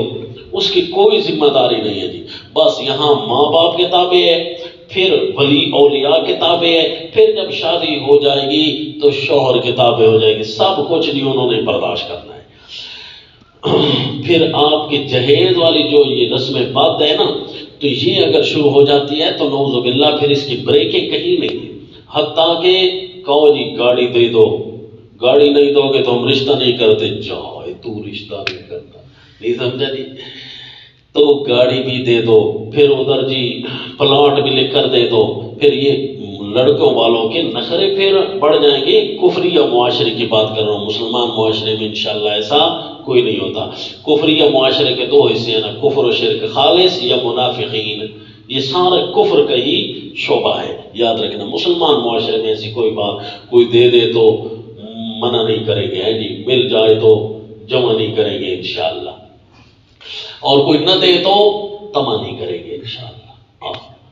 ہاں کوئی لالچ نہیں ہے، کوئی دے دے تو بسم اللہ، اچھا ہے جی سینے سے لگا لیں گے، لے لیں گے انشاءاللہ، اور جو آئے گا پھر اس کو جمع نہیں کریں گے فی سبیل اللہ، نہ جمع کرنا ہے، نہ تما کرنا ہے، نہ منع کرنا ہے، منع نہ کیا کرو۔ وَإِن كُنَّ نِسَاءً فَوْقَ اثْنَتَيْنِ فَلَهُنَّ ثُلُثُ مَا تَرَكَ وَإِن كَانَتْ وَاحِدَةً فَلَهَا النِّصْفُ وَلِأَبَوَيْهِ لِكُلِّ وَاحِدٍ مِّنْهُمَا السُّدُسُ۔ اچھا جی، اب والدین، یہ جتنی بھی رشتہ داروں کا ذکر ہوگا نا، عورتیں، بیٹیاں، بیٹے، والدین، پھوپھیاں، چاچے، جس طرح بھی تذکرہ آئے گا رشتہ دار میت کے شمار ہوں گے، ٹھیک ہے جی۔ وَلِأَبَوَيْهِ میت کے والدین کو، ٹھیک ہے جی۔ اور اس طرح والدہ نہ بیوہ کے بارے میں پوچھ رہا ہوں نا، تو یہ نہیں کہنا چاہیے سوال کرتے ہوئے کہ جی وہ فوت ہو گیا ہے اور اس کا ایک بیٹا اور ایک بیٹی ہے اور ایک بچوں کی والدہ ہے، بچوں کی والدہ نہ کہو، کیونکہ رشتہ داری میت کی شمار کرنی، کہو ایک بیوہ ہے، ایک بیوہ ہے۔ والدہ درمیان میں آ جائے گی تو پھر بندہ شک میں پڑ جاتا ہے، والدہ کس کی ہے بھائی؟ میت کی والدہ ہے، بچوں کی والدہ ہے؟ نہیں جی نہیں ہے تو بچوں کی والدہ ہو بھائی، بچوں کا مال تو نہیں نہ تقسیم ہو رہا۔ یہاں والدہ اگر کہنا ہے تو میت کی کوئی والدہ ہے تو بتا، اس کا الگ حق ہے، بیوہ کا الگ حق ہے، کہو بھائی ایک بیٹا ہے، ایک بیٹی اور ایک بیوہ ہے، بس یوں کہنا۔ تو لہذا والے ابویہ سے کیا مراد ہے جی؟ یہ والدین کس کے؟ میت کے۔ وَلِأَبَوَيْهِ لِكُلِّ وَاحِدٍ مِّنْهُمَا السُّدُسُ مِمَّا تَرَكَ إِن كَانَ لَهُ وَلَدٌ، اگر وہ اولاد موجود ہو تو والدین میں سے دونوں کو چھٹا حصہ دے دو کل مال کا، مما ترکا، اگر ان کان لہ ولد، اگر اولاد ہو تو، وَإِن لَّمْ يَكُن لَّهُ وَلَدٌ، اگر اولاد نہیں ہے، وَوَرِثَهُ أَبَوَاهُ، اور والدین ہی اس کے وارث بنے ہیں، فَلِأُمِّهِ السُّدُسُ، تو اس کی ماں کو تو تہائی دے دو کل مال کا۔ تو باپ کو کتنا دینا ہے؟ وہ اسی طرح سدس جو پیچھے گزر چکا ہے، باپ کو پھر بھی سدس رہے گا، کیوں جی باپ کو سدس کیوں دے گا؟ اس کو زیادہ تو ملنا چاہیے، یہاں پر تو اب عورت کو زیادہ مل رہا ہے، تو یاد رکھنا وہ آگے پھر قانون آتے ہیں کہ جو مال بچتا ہے نا تو پھر سدس عصبہ کے طور پر، تعصیب کے طور پر پھر والد کو بھی زیادہ مال مل جائے گا۔ فَإِنْ كَانَ لَهُ إِخْوَةٌ فَلِأُمِّهِ السُّدُسُ مِنْ بَعْدِ وَصِيَّةٍ يُوصَىٰ بِهَا أَوْ دَيْنٍ، اگر اس میت کے کئی بھائی بھی ہیں، فَلِأُمِّهِ السُّدُسُ تو ماں کو ملنا ہے چھٹا، پھر اس وقت ماں کو بھی چھٹا ملے گا۔ مِنْ بَعْدِ وَصِيَّةٍ، اگر آپ کو پوری سمجھ نہیں آ رہی کہ بھئی میں کیسے حقوق پورے سمجھ سکوں، تو واقعی جی یہ حقوق یاد کرنے، سمجھنے تو مشکل نہیں ہے، یاد کرنے تھوڑے مشکل ہے۔ اس حقوق کے بارے میں ویسے مشہور ہے کہ علماء کو بھی یہی مشکل لگتا ہے اور حفاظ کو بھی یہی مشکل لگتا ہے، اس لیے حفاظ ایک دوسرے سے کہتے ہیں یا تو سنا مجھے یوصیکم اللہ والا رکھو، تیری ہی منزل کی سمجھ آ جائے گی، یا سنا مجھے اذا الشمس کورت، یہ سنا سورہ جاسیہ، ہاں جی، تو یہ مشہور جگہ ہیں جو ان میں حفاظ آپس میں متشابہ کھانے کی صورت اپلائی ہو جاتی ہے۔ تو لہذا اگر نہیں سمجھ آ رہی تو اس کو سمجھنا ہے، فَإِنَّهَا نِصْفُ الْعِلْمِ، حدیث میں آیا یہ آدھا علم ہے۔ کس طرح یہ آدھا علم حیات کا ہوتا ہے تو آدھا علم بعد الوفات کا بھی پیش آنا ہے۔ زندگی کے جتنے بھی امور تھے وہ سیکھیں، اب وہ چلا گیا ہے تو اس کے بعد کے اس کے امور کتنے ہیں، تو یہ نصف العلم، یہ جو علم ہے تو نصف العلم ہے، تو پھر کوشش تو کرنی چاہیے نا، ہاں جی۔ اور اس کو اگر امور پٹواریہ سے اگر آپ نے حل کرنا شروع کر دیا تو جی یہ جو الجبرے اور یہ وہ پڑے ہوئے ہیں تو ان بیچارے کا تو مغز ہی اڑ جاتا ہے۔ تو لہذا یہ اصول جو انہوں نے دریافت کیے ہیں نا، ان پٹواریوں کو چاہیے کہ ان اصولوں کے ذریعے آپ سے وراثت سے حل نہیں ہوگی، بلکہ اصول دینیہ جو وضع ہوئے ہیں نا جی، ان کے مطابق آپ حل کریں تو یہ منٹوں میں چٹکیوں میں حل کر دیتے ہیں۔ ان کے پاس باقاعدہ فارمولاز ہیں، وہ الجبرا کھولتے اور نظام پورا صفحہ کالا کر ڈالے گا اور یہ 3-4 لائنوں میں تصحیح کر کے فارغ بھی ہو جائیں گے کہ یہ تصحیح ہو رہی ہے جی، آؤ جی۔ یوصیٰ بہا، لیکن یہ ساری باتیں چل رہی ہیں من بعد وصیت، وصیت کے بعد یوصی بہا او دین، جس کے جو وصیت کر کے وہ مرا ہے، او دین یا قرض کے بعد یہ کرنا ہے، یعنی قرض کے بعد یہ ترکہ بنانا ہے اور وصیت کے بعد۔ کیوں جی کہ میت کے اصول وراثت کا حق تب لاگو ہوتا ہے جب بالترتیب یہ حقوق پورے ہوتے ہیں، بعد از تجہیز و تکفین و ادائے قرض و وصیت جائزہ۔ یہ اپنے طلباء ساتھیوں کو اساتذہ یاد کراتے ہیں 3 لفظ، بعد از تجہیز و تکفین و ادائے قرض و وصیت جائزہ۔ یہ ترتیب کے ساتھ 3 حقوق پہلے پورے کر لو، چوتھا حق پھر ہے تقسیم وراثت۔ تقسیم وراثت کب ہونی ہے؟ تقسیم وراثت کے لیے لفظ یاد کر لیں، تقسیم وراثت بعد از تجہیز و تکفین و ادائے قرض و وصیت جائزہ۔ یعنی سب سے پہلے تو حق یہ ہے، ترتیب موضع کے ساتھ میت کے ساتھ 4 حقوق ترتیب کے ساتھ واجب ہوتے ہیں۔ پہلا حق تو یہ ہے کہ جی اس کی تجہیز و تکفین کی جائے، پیسے اگر نہیں ملتے تو اسی کے اپنے مال سے کفن دفن کا انتظام کیا جائے۔ کئی جگہ تو فری میں قبر ہوتی ہے نا، جس طرح آپ کے اس علاقے میں ماشاءاللہ سارے مل کر اکٹھے قبر خرید لے، قبر کی جگہ کو کھود لیتے ہیں۔ شہروں میں جاؤ تو چنگے بھلے پیسے لیتے ہیں جی، وہ مہینے کا پورا راشن ان کو دینا پڑتا ہے، نہیں تو قبر کھودتے ہی نہیں۔ تو جی تجہیز و تکفین یہ میت کے مال سے ہی دیا جائے۔ تجہیز و تکفین کے بعد نمبر آتا ہے غرماء کا، ان قرضہ لینے والوں کا، لہذا ادائے قرض، پھر اس کے مال میں سے جتنا بنا ہے پہلے سارے قرض والوں کو پورا کیا جائے۔ اب جو بچا ہے پوچھا جائے وصیت کی کوئی وصیت تھی تو ثلث مال تک وصیت کرنے کی شریعت نے اس کو اجازت دی ہوئی ہے، لہذا ثلث مال کے اندر اس کی وصیت نافذ ہوگی۔ یہ الگ بات ہے کہ وصیت ورثاء کے لیے وہ نہیں کر سکتا، غیر ورثاء کے لیے ہی کرے گا۔ تو لہذا ادائے قرض اور وصیت جائزہ، اس لیے آپ کو لفظ یاد کروایا نا، وصیت جائزہ کا نفاذ ہو۔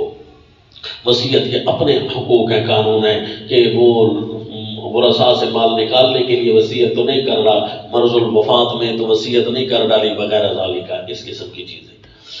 تو تجہیز و تکفین، وادائے قرض اور وصیت جائزہ کے بعد آتی ہے جی تقسیم وراثت، اس لیے آپ کو یہ لفظ یاد کرا دیا تاکہ آپ کو آیت صحیح سے حل ہو جائے جی۔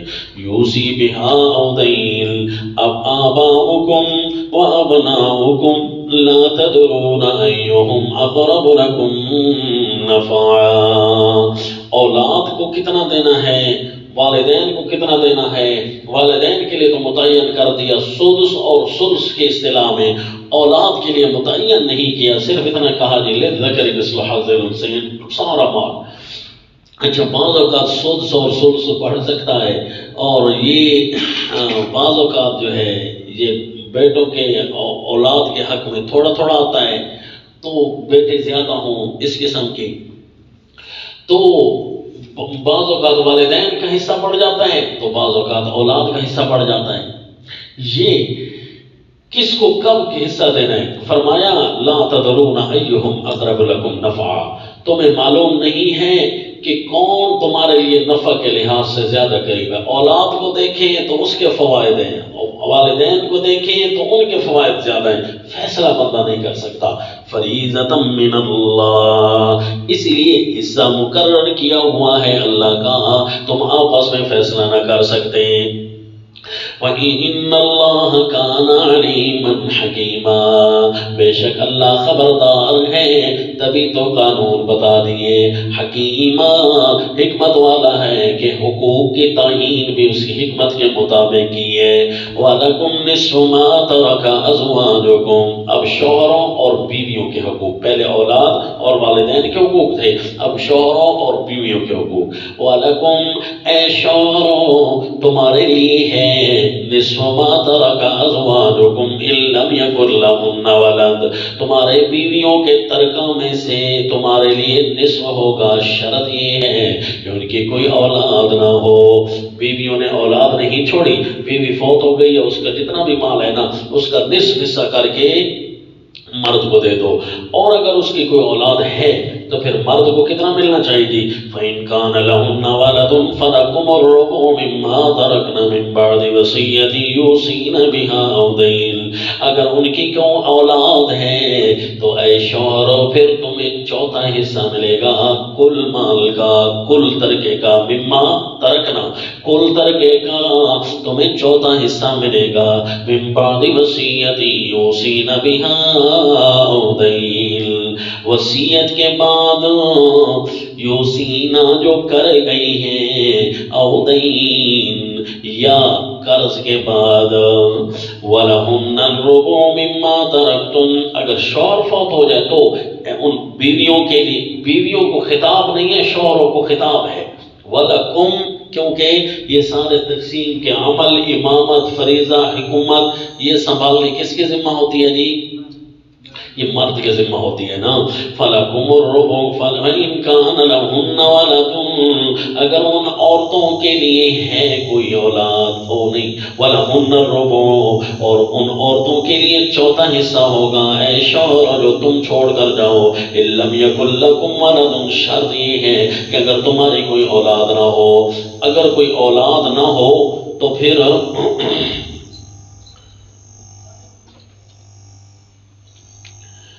اولاد نہ ہو تو پھر مردوں کو چوتھائی حصہ، ان عورتوں کو چوتھائی حصہ دینا ہے ان مردوں کے مال کا۔ وَلَهُنَّ الرُّبُعُ مِمَّا تَرَكْتُمْ إِن لَّمْ يَكُن لَّكُمْ وَلَدٌ، تو مردوں کو کتنا حصہ، مردوں کے مال کا کتنا حصہ ملے گا جی عورتوں کو؟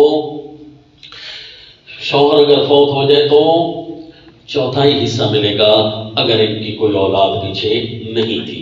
اگر شوہروں کی کوئی اولاد تھی تو جی پھر ان کی بیویوں کو کتنا ملے گا اگر شوہر فوت ہو جاتے ہیں تو؟ فَإِن كَانَ لَكُمْ وَلَدٌ، اگر تمہاری کوئی اولاد ہے، فَلَهُنَّ فَلَهُنَّ الثُّمُنُ، تو ان بیویوں کے لیے 8واں ہے، چاہے ایک بیوی ہو چاہے ساریاں بیوی ہوں، چاروں بیوی ہوں، وہ 8واں حصہ ہی ساروں کو ملے گا۔ وہ ایک ہے تو سارا اس کا، جو 4 ہیں تو وہ آپس میں تقسیم کر لیں گے، وہی 8واں۔ مِمَّا تَرَكْتُم مِّن بَعْدِ وَصِيَّةٍ تُوصُونَ بِهَا أَوْ دَيْنٍ، یہ اس کے بعد، یہ اس ترکہ میں سے ہے جو وصیت کے بعد، جس وصیت کو تم کر جاتے ہو، او دین یا قرض کے بعد ہے۔ وَإِن كَانَ رَجُلٌ يُورَثُ كَلَالَةً أَوِ امْرَأَةٌ وَلَهُ أَخٌ أَوْ أُخْتٌ، اگر کوئی مرد ہے یورث کلالۃ، اگر وہ مرد جس کی میراث باپ بیٹا کچھ نہیں، باپ بیٹا کچھ نہیں رکھتا، یورث کلالہ، مرد جو جس کو وارث، جس کی وراثت سنبھالی جا رہی ہے، اگر وہ مرد جو فوت ہونے والا اس حال میں ہے کلالتن، کہ اس کا باپ بیٹا کچھ نہیں۔ لغت میں کلالہ اس کو کہتے ہیں جس کے اصول فروع میں کوئی مذکر نہ ہو، جس کے اصول فروع میں کوئی مذکر نہ ہو، اسی لیے منع کر رہے ہیں کہ اس کا کوئی باپ بیٹا نہ ہو۔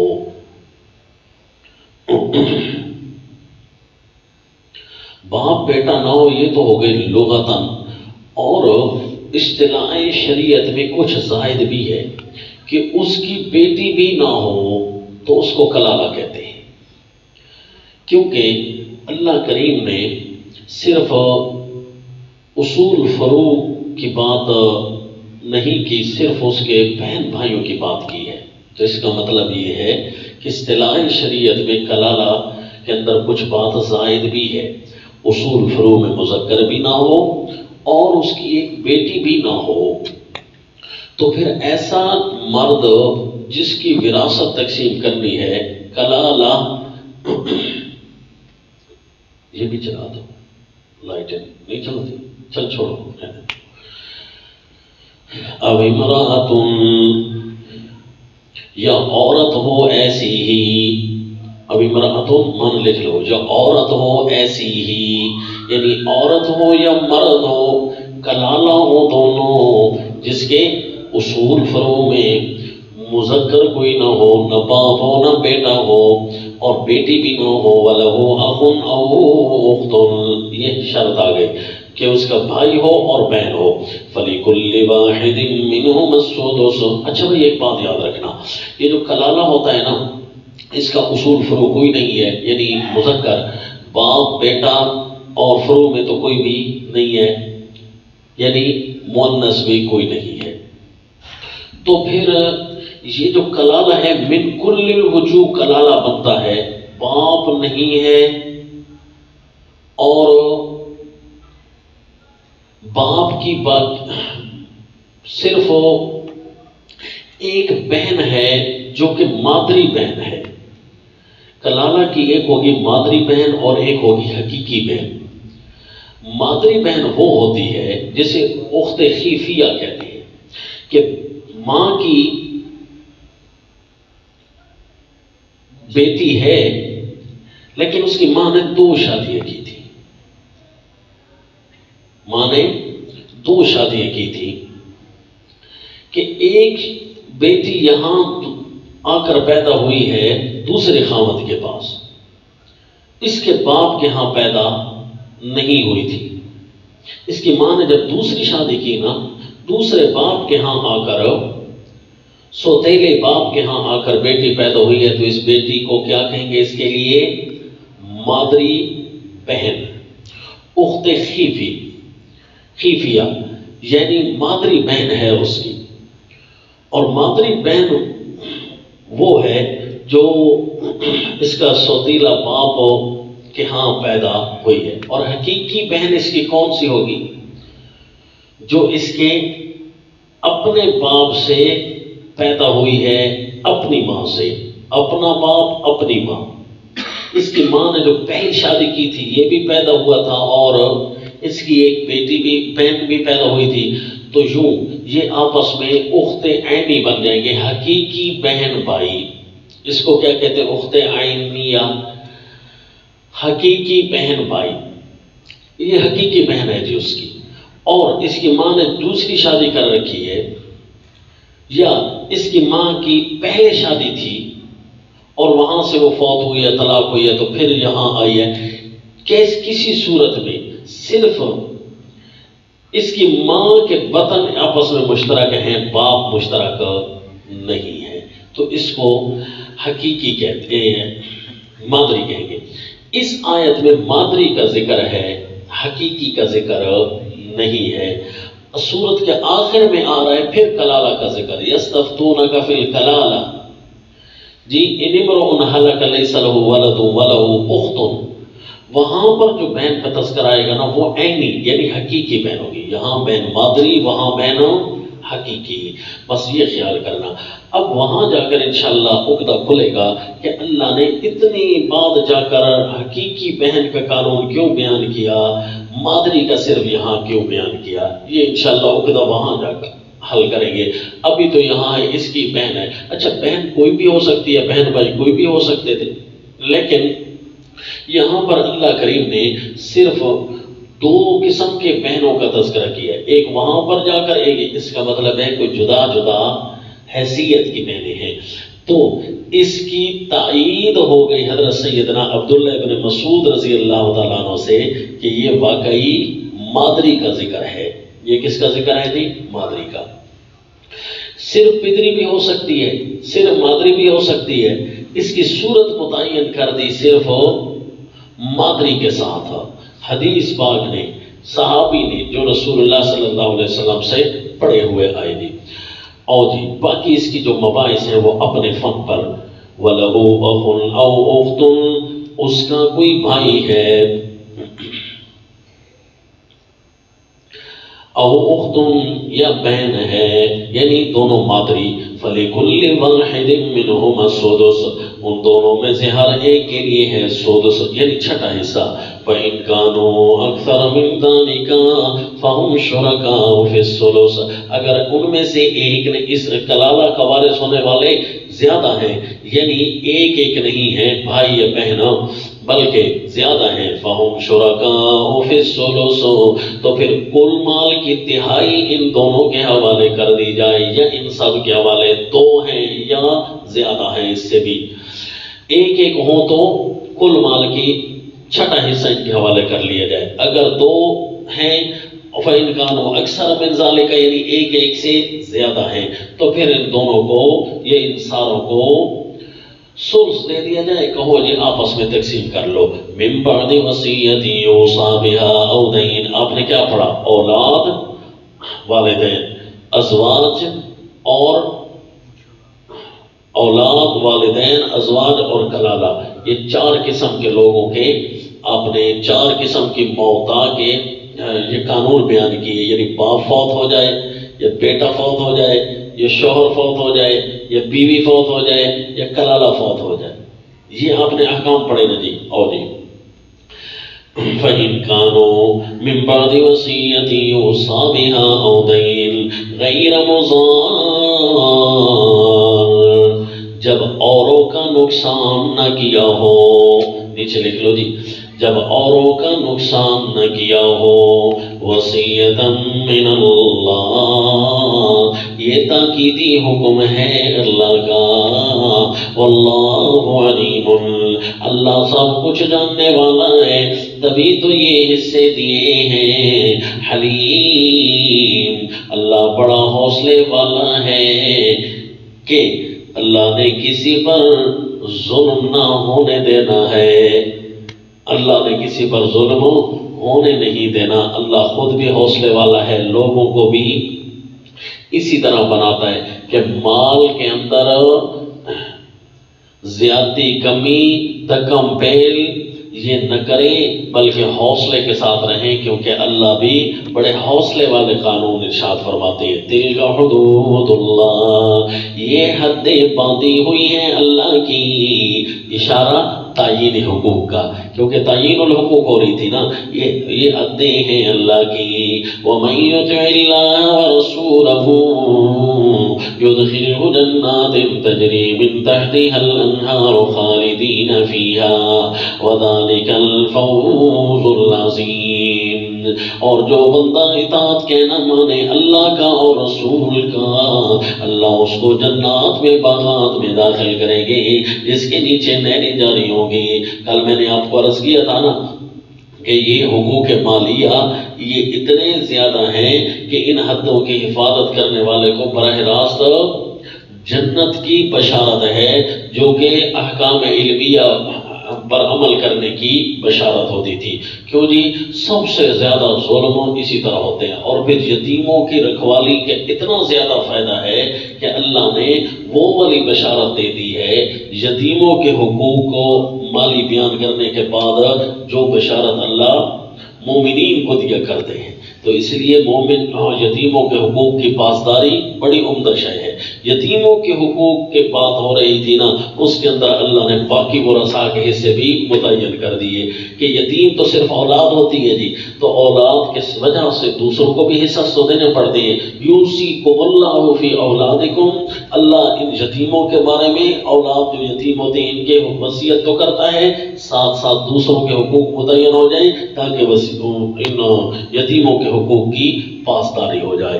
اب یہ جی تعین الحقوق میں وَمَن يَعْصِ اللَّهَ وَرَسُولَهُ وَيَتَعَدَّ حُدُودَهُ، اور جو نافرمانی اللہ کے اور رسول کی کرے اور اس کی حدود سے نکل جائے، حدود کو پھلانگے، حدود سے نکل جائے، يُدْخِلْهُ نَارًا خَالِدًا فِيهَا، اس کے داخل کرے گا اللہ آگ میں، ہمیشہ رہیں گے اس میں. کیوں جی؟ حدود کو پھلانگنا اس کا کفر کرنا ہے، کیونکہ دل سے اور ظاہر سے پھلانگنے کو تعدی فی الحقوق، تعدی فی الحدود کہتے ہیں. اور اگر کوئی ظاہر میں پھلانگ رہا ہے اور حقیقت میں نہیں پھلانگ رہا تو یتعدی کا ایک فرد پورا ہوا، دوسرا بھی رہتا ہے، اس لیے خلود فی النار اس کا نہیں ہوگا. اور جو حقیقی طور پر تجاوز کر چکا ہے، تعدی کر چکا ہے، ظاہری بھی باطنی بھی، تو تعدی تام ہو گئی. تعدی تو تب جا کر خالدن فیہا ہے، سمجھ آئے گی. لہذا یہ معتزلہ کا بھی جواب ہو گیا جو کہتے ہیں کہ جو اعمال کے اندر نافرمان ہوں گے وہ بھی خلود فی النار ہوگا ان کا. وَمَن يَتَعَدَّ حُدُودَهُ يُدْخِلْهُ نَارًا خَالِدًا فِيهَا سے استدلال بنانے کی کوشش کریں تو ہم کہیں گے نہیں، جس نے صرف ظلم کیا ہے اور عقیدہ اس کا ٹھیک ہے اور اس نے کہا کہ واقعی میں نے ظلم کیا ہے، تو تعدی حدود کی تو ہو گئی ہے، لیکن تعدی کا ایک فرد ہوا ہے، ظاہری تعدی. باطنی تعدی ابھی نہیں ہوئی. اور اگر ظاہری بھی تعدی ہو، باطنی بھی تعدی ہو، تو تعدی کا حدود ہو، تعدی کے افراد تب پورے ہوتے ہیں. جب تعدی پوری ہو گئی نا تو یہ بندہ خلود فی النار ہوگا. یدخلہ نارا خالدا فیہا ولہ عذاب مہین، اور اس کے لیے ذلیل کرنے والا عذاب ہوگا کہ دنیا میں کس کے مال پر زیادتی کر کے ان کو ذلیل کرنے کا اس نے پروگرام بنایا تھا. کس کے سامنے بیچارے وہ ہاتھ پھیلاتے پھرے، یتیموں کا اپنا مال یہ ہڑپ کر گیا اور وہ لوگوں کے سامنے ذلت کی زندگی گزارنے پر مجبور ہو رہا ہے. یہ اس نے تو کوشش کی ہے نا اس کو ذلت کی زندگی گزارنے پر. تو اس لیے الجزاء من جنس العمل، جزا بھی اسی طرح ہے جس طرح اس نے کرتوت کیے ہیں. اچھا جی، یوصیکم اللہ فی اولادکم، اللہ تمہیں وصیت کرتا ہے تمہاری اولاد کے معاملے میں. تو یہاں پر یہ بحث چل نکلتی ہے کہ قوم کے اندر تو ساری انسانیت آ گئی، انبیاء بھی آ گئے، غیر انبیاء بھی آ گئے. یوصیکم اللہ ثم انکم بعد ذلک لمیتون ثم انکم یوم القیامت تبعثون. وہاں بھی تو انبیاء اور غیر انبیاء سارے آتے تھے نا، تو یوصیکم اللہ میں بھی انبیاء اور غیر انبیاء سارے آ گئے. تو اس میں ایک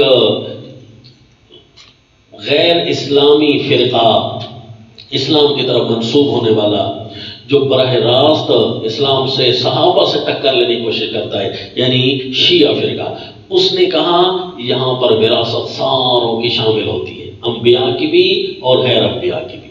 ایک وہ فرقہ شامل ہوا، اور دوسرا فرقہ اس نے بھی راہ چلتے ہوئے مظلوموں پر ہاتھ دھونے کی کوشش کر دی کہ چلو میں بھی اعتراض کر دوں کہ دیکھو جی حیاتی فرقہ وہ آ گیا کہ ثم انکم یوم القیامت تبعثون میں تم انبیاء کو شامل کرتے ہو نا، انبیاء اس میں نہیں ہے، ثم انکم بعد ذلک لمیتون، کیوں جی کہ جس طرح یوصیکم اللہ میں انبیاء نہیں ہے، تو اس لیے ثم انکم یوم القیامت تبعثون میں بھی انبیاء نہیں ہے۔ ہم کہتے ہیں انکم بعد ذلک لمیتون میں تو ہے نا، کہاں اس میں ہے، تو پھر آگے سے کیوں نکل گئے؟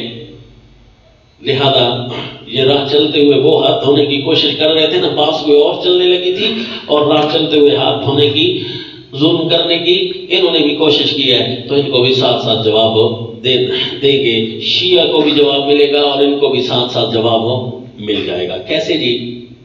کہ وہ کہتے ہیں نا دیکھو جی یوصیکم، اس کو کے اندر نبی بھی شامل تھے، تو ہم نے روایت مشہور کہ لا نورث یا لا نورث ما ترکناہ فہو صدقۃ، حدیث میں آیا کہ ہم کسی کو وارث نہیں بناتے، یہ ہماری وراثت نہیں ہوتی، جو ہم چھوڑتے ہیں وہ صدقہ ہوتا ہے جی۔ تو یوصیکم میں نبی داخل تھے، روایت کی وجہ سے نکل گئے جی، اور لہذا ثم انکم بعد ذلک لمیتون ثم انکم یوم القیامت تبعثون میں نبی شامل ہونا چاہ رہے تھے، لیکن روایت کی وجہ سے نکل گئے کہ الانبیاء احیاء فی قبورہم یصلون، روایت کی وجہ سے نکل گئے۔ ہم کہتے ہیں چلو اگر تمہارا یہ کچا استدلال، یہ ہے کچا استدلال مان بھی لیا جائے نا، تو لا نورث یا لا نورث ما ترکنا فہو صدقۃ، اس روایت کی حیثیت کی روایت تو بناؤ نا، پھر الانبیاء احیاء کو اگر نکالنا بھی ہے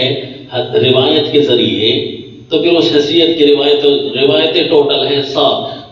تسکین الصدور المشہور تشویش الصدور نامی کتاب کے اندر یہ جو لکھا گیا ہے 7 روایتیں لکھی ہیں جی، 7 روایتوں میں ایک روایت بھی اس حیثیت کی نہیں ہے کہ اس کو درجہ صحیح کا دیا جائے، چہ جائے کہ اس کو حجت درجے میں شامل ہو جائے، یا چہ جائے کہ اس کو مشہور یا متواتر کا درجہ ملا جائے، مشہور کے ذریعے کتاب اللہ کی تخصیص کے امت قائل ہے۔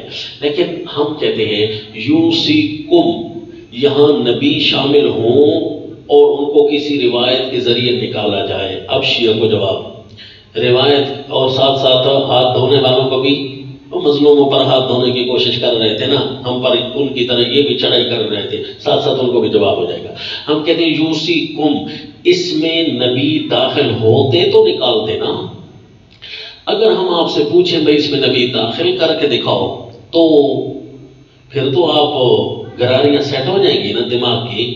ہم کہتے ہیں جی یہاں وہ داخل ہیں کم کے اندر جن کا اپنا مال ہوتا ہے اور پھر وہ ترکہ بنتا ہے۔ اسی طرح ہے پہلے نبی کا اپنا مال تو ثابت کر کے دکھاؤ، چلو جی چھٹی، نبی کا اپنا مال ثابت کر کے دکھاؤ، یوصیکم میں ہم میں داخل کر دیں گے۔ وہ باس ہی نہیں کرتے، نکالنے کی کوشش تو وہ کرے جو پہلے انبیاء یوصیکم کی تاکید میں داخل ہوئے تو صحیح۔ اسی طرح ان کا کوئی مشہور محقق نام کا ہے، وہ اسی سوال سے گھبرایا ہوا ہے، آج تک بڑا پریشان ہے۔ میں نے کہا شیعت چھوڑ دے جی، اس نے کہا یہ استدلال تو کبھی ذہن میں آیا نہیں ہے۔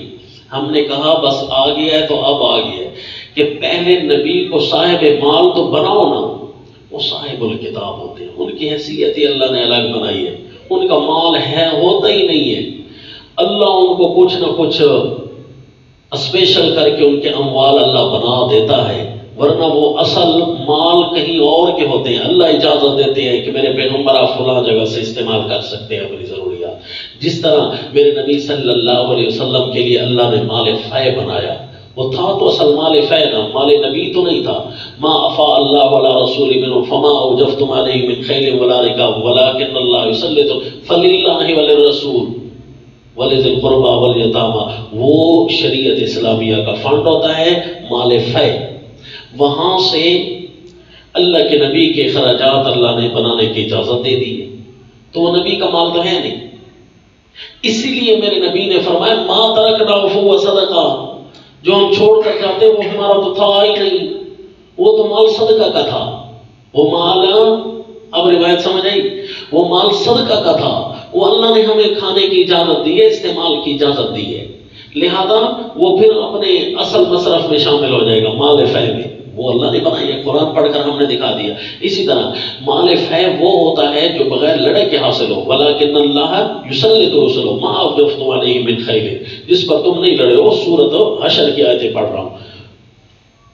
تو وہ اللہ نے نبی کو استعمال کرنے کی اجازت دی ہے۔ دوسرا مال ہوتا ہے جو لڑائی کے بعد حاصل ہوتا ہے، اسے مال غنیمت کہتے ہیں۔ تو مال فے ہو یا مال غنیمت ہو، یہ مال غنیمت جو لڑائی کے ساتھ حاصل ہو، اس کے لیے پھر قانون ہوا کہ اس کا خمس نکالنا ہے۔ وَاعْلَمُوا أَنَّ مَا غَنِمْتُم مِّن شَيْءٍ فَأَنَّ لِلَّهِ خُمُسَهُ وَلِلرَّسُولِ، کہ نبی خرچہ خمس سے لے سکتے ہیں مال غنیمت کے، اور مکمل مال فے سے اپنا خرچہ لے سکتے ہیں، جتنا بھی ان کو ضرورت ہو، یہ اللہ تعالیٰ نے ان کے لیے فری کر دیا ہے۔ تم ہمارے دین کا کام کرو، ہم تمہیں یہ دیں گے۔ اب کوئی تیسری چیز ہے تو بتاؤ، تیسری چیز ہے تو بتاؤ جو میرے نبی صلی اللہ علیہ وسلم کا ذاتی مال بنا ہو۔ یہ ہم نہیں کہہ رہے کہ ذاتی ملک نہیں ہو سکتا، ذاتی ملک ہو سکتا ہے، ذاتی مال نہیں تھا۔ اب ذاتی ملک کیسے جی؟ کہ اگر کوئی اللہ کے نبی کو تحفہ دیتا ہے، فَقَدِّمُوا بَيْنَ يَدَيْ نَجْوَاكُمْ صَدَقَةً، وہ کیا ہوتا ہے؟ صدقہ بن جاتا ہے تو بات تو ختم، پھر تو وہ ویسے ہی صدقہ ہوتا ہے، پھر تو وہ اس کا مصرف صدقات والا ہے۔ وہ مال فے میں داخل ہوتا ہے یا مال غنیمت میں تو داخل ہوگا نہیں، مال فے میں۔ اگر کوئی تحفہ دیتا ہے یا تو صدقہ بنتا ہے یا نبی کا ذاتی مال بن جاتا ہے وہ کوئی تحفہ، اور وہ تحفہ نبی کا بچتا کہاں ہے؟ کیوں جی؟ تحفہ جو ہوتا ہے وہ اللہ کے نبی راہ خدا میں خرچ کر دیتے ہیں، کیونکہ سب سے زیادہ خرچ کرنے والے میرے نبی صلی اللہ علیہ وسلم ہیں۔ ٹھیک ہے جی؟ تو لہذا مال جو نبی کو تحفہ ملتا ہے، کیا اس میں بھی نبی کا ملک ثابت ہو جاتا ہے کہ نہیں ہو جاتا ہے؟ یہ ایک تحقیقی امر ہے۔ صحیح یہ ہے کہ قرآن کے قانون کے مطابق وہ بھی صدقہ بن جاتا ہے، اس میں نبی کا ذاتی ملک نہیں آتا۔ تو یہ پھر سیدنا عیسیٰ علیہ السلام نے کیوں فرمایا کہ اوصانی بالصلاۃ والزکوٰۃ ما دمت حیا، کہ اگر میرا مال ہو تو میں زکوٰۃ ادا کروں جی، اور تو اس سے اشارہ ملتا ہے کہ نبی کو جو مال کسی اور صورت میں ملتا ہے وہ ایک ہی صورت بنتی ہے، یعنی نہ مال فے ہو، نہ مال غنیمت ہو، نہ تحفہ ہو۔ تحفہ بھی صدقہ بننے کا اشارہ قرآن نے دے دیا۔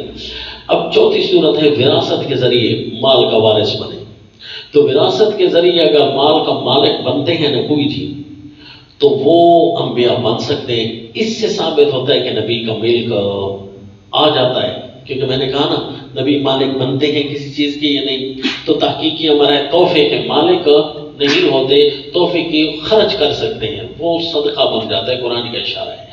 اور وراثت جو مال کے اندر آتی ہے انبیاء کی، تو سیدنا عیسیٰ علیہ الصلوۃ والتسلیم اسی کا اشارہ کر رہے ہیں کہ اس مال اگر ہوگا تو میں زکوٰۃ بھی ادا کروں گا۔ حضرت زید رضی اللہ تعالیٰ عنہ آپ کے پاس بطور وراثت سیدہ خدیجہ کے وہ آئے تھے، تو وراثت نبی کی مالک نبی بن جاتے ہیں، تو وہ والا مال اگر بچ جائے تو اس کے اندر کیا ترکہ ہوگا کہ نہیں ہوگا؟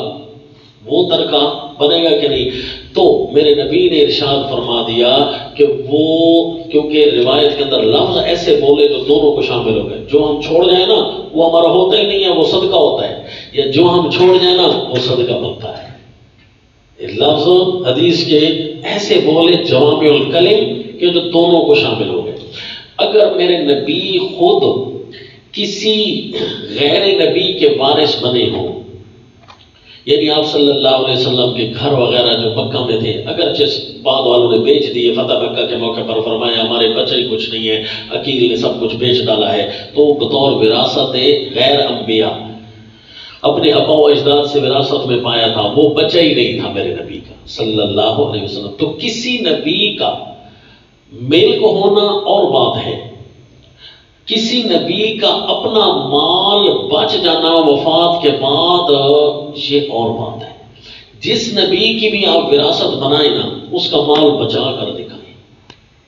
پہلی بات تو یہ ہے مال ان کا بچتا ہی نہیں ہے، اگر بچے تو کہا جی صدقہ بنتا ہے، لیکن یہ باس یہاں آ کر تو ختم ہو جاتی ہے نا کہ رسول اللہ صلی اللہ علیہ وسلم کے پاس تحفے والے مال اور وراثتی مال تو ختم ہو گئے تھے نا، وہ مکہ میں چھن گئے سارے۔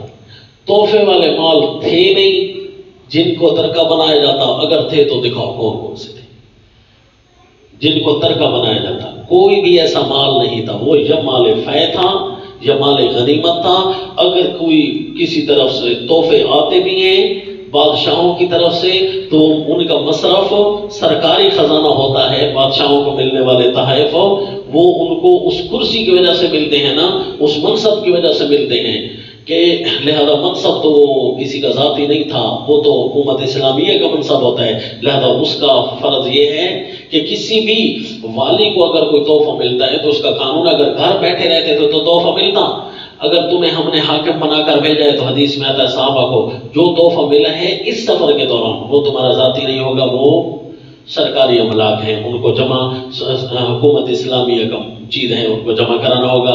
تو میرے نبی صلی اللہ علیہ وسلم کی اپنی کوئی چیز ذاتی پہلے ثابت تو کرو نا جی، جب اپنی ذاتی کوئی چیز ثابت ہو جائے گی نا وہ بن جائے گا ترکہ، وہ ترکہ بنے گا۔ پھر اس آیت میں داخل کر کے پھر خارج کرنے کی بات کرتے نا، تو پہلے تو پہلا قدم ہی ثابت نہیں ہے تو پھر دوسرے قدم کی بات ہی کوئی۔ اچھا جی یہ بحث بھی ختم ہو گئی، تو ساتھ ساتھ ان کو بھی جواب ہو گیا نا جو کہہ رہے تھے کہ روایت کے ذریعے خارج کرنا ہے جی، یہاں سے بھی روایت کے ذریعے خارج کریں گے تو وہاں سے بھی روایت کے ذریعے اللہ کے نبی کو ثم انکم یوم القیامۃ تبعثون، ہم نے کہا داخل ہی نہیں ہے اللہ کے نبی آیت میں، خارج کرنے کی ضرورت ہی نہیں ہے، اور جہاں داخل تھے وہاں خارج نہیں کر سکتے کیونکہ وہاں داخل تھے۔ ثم انکم بعد ذلک لمیتون، یہاں تک انبیاء داخل ہے، ثم انکم یوم القیامۃ تبعثون تک کیسے نکلے؟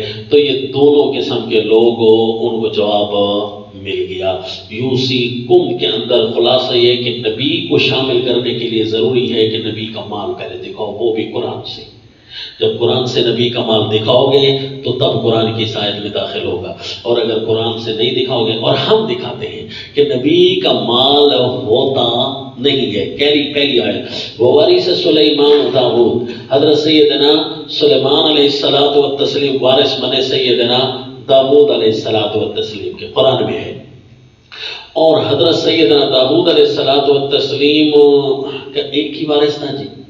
کیا ان کی بیوی نہیں تھی؟ کیا ان کی بیوی تھی؟ کیا ان کے دوسرے اعزاء اور اقارب تھے کہ نہیں تھے؟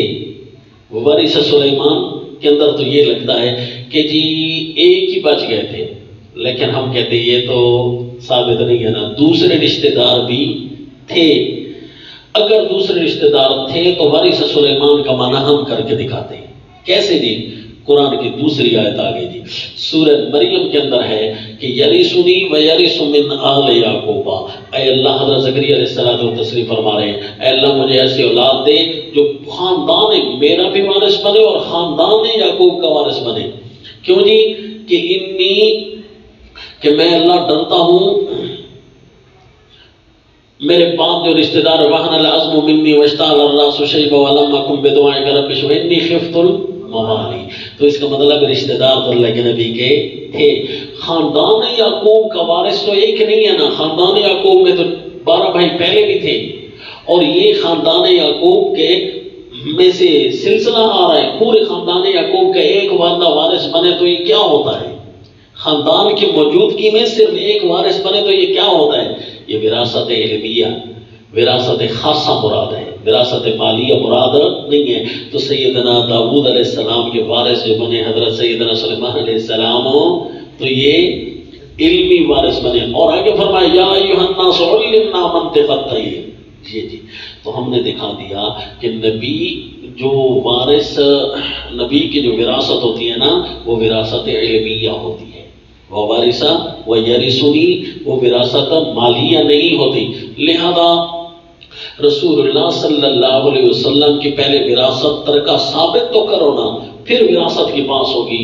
وراثت ترکہ ان کا ہے ہی نہیں تو پھر وراثت کی بات کیسے ہو گئی؟ لہذا یہ سوال ہی ختم ہو گیا کہ انبیاء کی وراثت اگر بالفرض وراثت یہ بنا کرنا کہتے ہیں، وراثت بن گئی لہذا ان کے اولاد کو وراثت نہ دی گئی، لہذا بڑا ظلم کیا اہل بیت پر ہے جی، فلک وغیرہ ہم کہتے ہیں یہ پھر تیسرا سٹیپ ہوگا انشاءاللہ۔ پہلا سٹیپ تو ثابت کرو نا، یہ تیسرا سٹیپ ہوگا۔ پہلا سٹیپ کہ انبیاء کا وال ثابت کرو نا، پھر وراثت کی بات کریں گے، پھر تیسرا سٹیپ ہے کہ کیا ظلم کیسے بنتا ہے، ظلم ہوتا بھی صحیح نہ تو نہ بنتا، کیونکہ وہاں باقاعدہ اسی طرح روایات جہاں سے یہ غلط استدلال بنانے کی کوشش کرتے ہیں نا، روایات خود جواب دیتی ہے، بنتا ہی نہیں ہے ظلم، چہ جائے کہ تم کہو کہ وراثت نہیں دی اور ظلم بنتا ہے، تو لہذا وہ تیسرا سٹیپ ہے بعد میں جا کر۔ تو باب فدق وغیرہ ظلم نہیں بنا، کیوں جی کہ وراثت صاحبین شیخین نے دی نہیں ہے جی وراثت، تو لہذا یہ ظلم کی بات یہاں ہو ہی نہیں سکتی۔ بالفرض پانچواں سٹیپ ہم لے کر آ جاتے ہیں، چوتھا سٹیپ لے کر آ جاتے ہیں کہ تین سٹیپ پر تو ناکام ہو گئے، چوتھا ہم لے کر آ جاتے ہیں۔ چلو ٹھیک ہے جی، باغ فدق یہ اگر خلفائے ثلاثہ نے نہیں دیا تھا تو سیدنا علی رضی اللہ تعالیٰ عنہ نے تو دے دیا تھا نا، سیدنا علی نے وراثت اہل بیت میں تقسیم کر دی تھی، باغ فدق والی کے نہیں کی تھی، کہتے ہیں کی تو انہوں نے بھی نہیں ہے۔ پھر حضرت حسن نے، تمہارے جتنے بھی نام نہاد تم کہہ رہے ہو اپنی طرف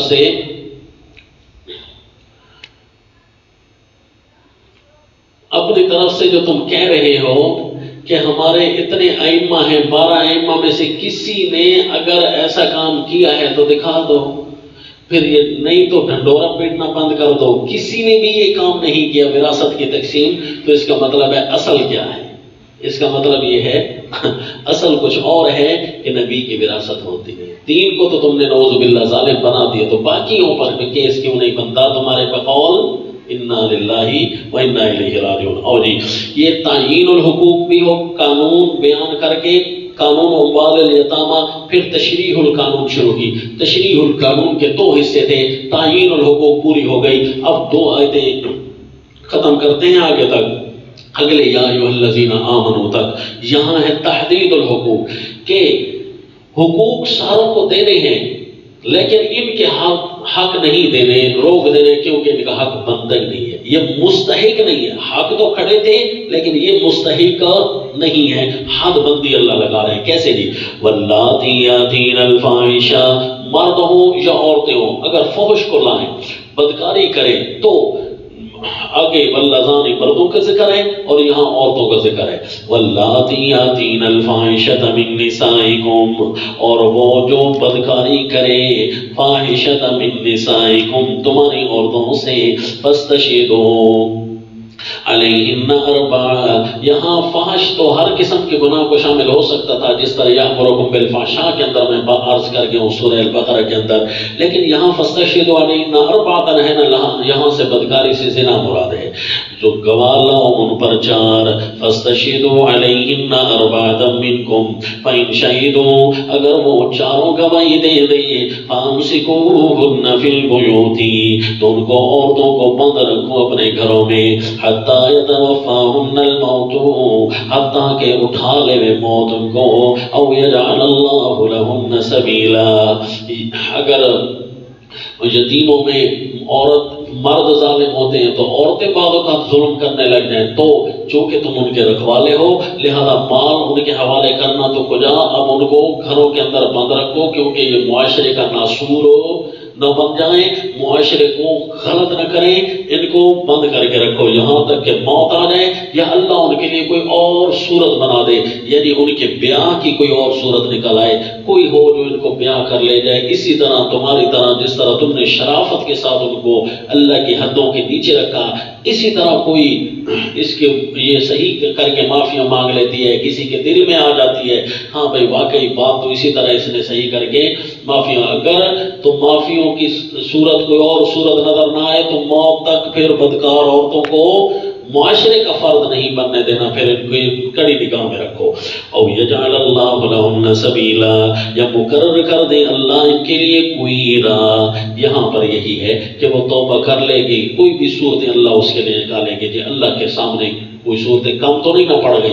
والذین جاہدوا فینا لنہدینہم سبلنا، پھر اس وقت ان کے مال ان کے حوالے کر کے ان کو اسی شرعی نگرانی میں اگلے کے سپرد کر دو۔ واللذان یاتیان، لیکن اگر یہی کام مرد کرنے لگ جائیں، واللذانی، اور دو مرد جو کریں تم میں سے وہی بدکاری، یعنی عورت ملوث نہ ہو مرد ہی ہو، فآذوہما، تو ان کو خوب سزا دو، ان کو ایذا دو۔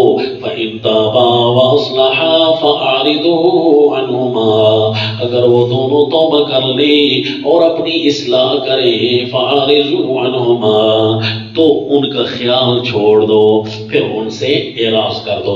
یعنی اذیت کتنے حد تک دینی ہے؟ اذیت کی اللہ نے کوئی حد مقرر نہیں کی، جتنا جرم بڑھتا جائے گا وہ اس وقت شریعت کا جو قاضی ہوگا ان کے اذیت کو دیتا جائے گا، حتیٰ کہ یہاں تک بھی اذیت دے سکتا ہے، یہ عادی مجرم ہے ان کو موت بھی دے سکتا ہے۔ وہ حد نہیں ہوگی، وہ تعزیر ہوگی، تعزیر جہاں تک جا سکتی ہے، شروع سے لے کر کوڑوں سے لے کر مار پیٹ سے لے کر موت تک تعزیر جا سکتی ہے۔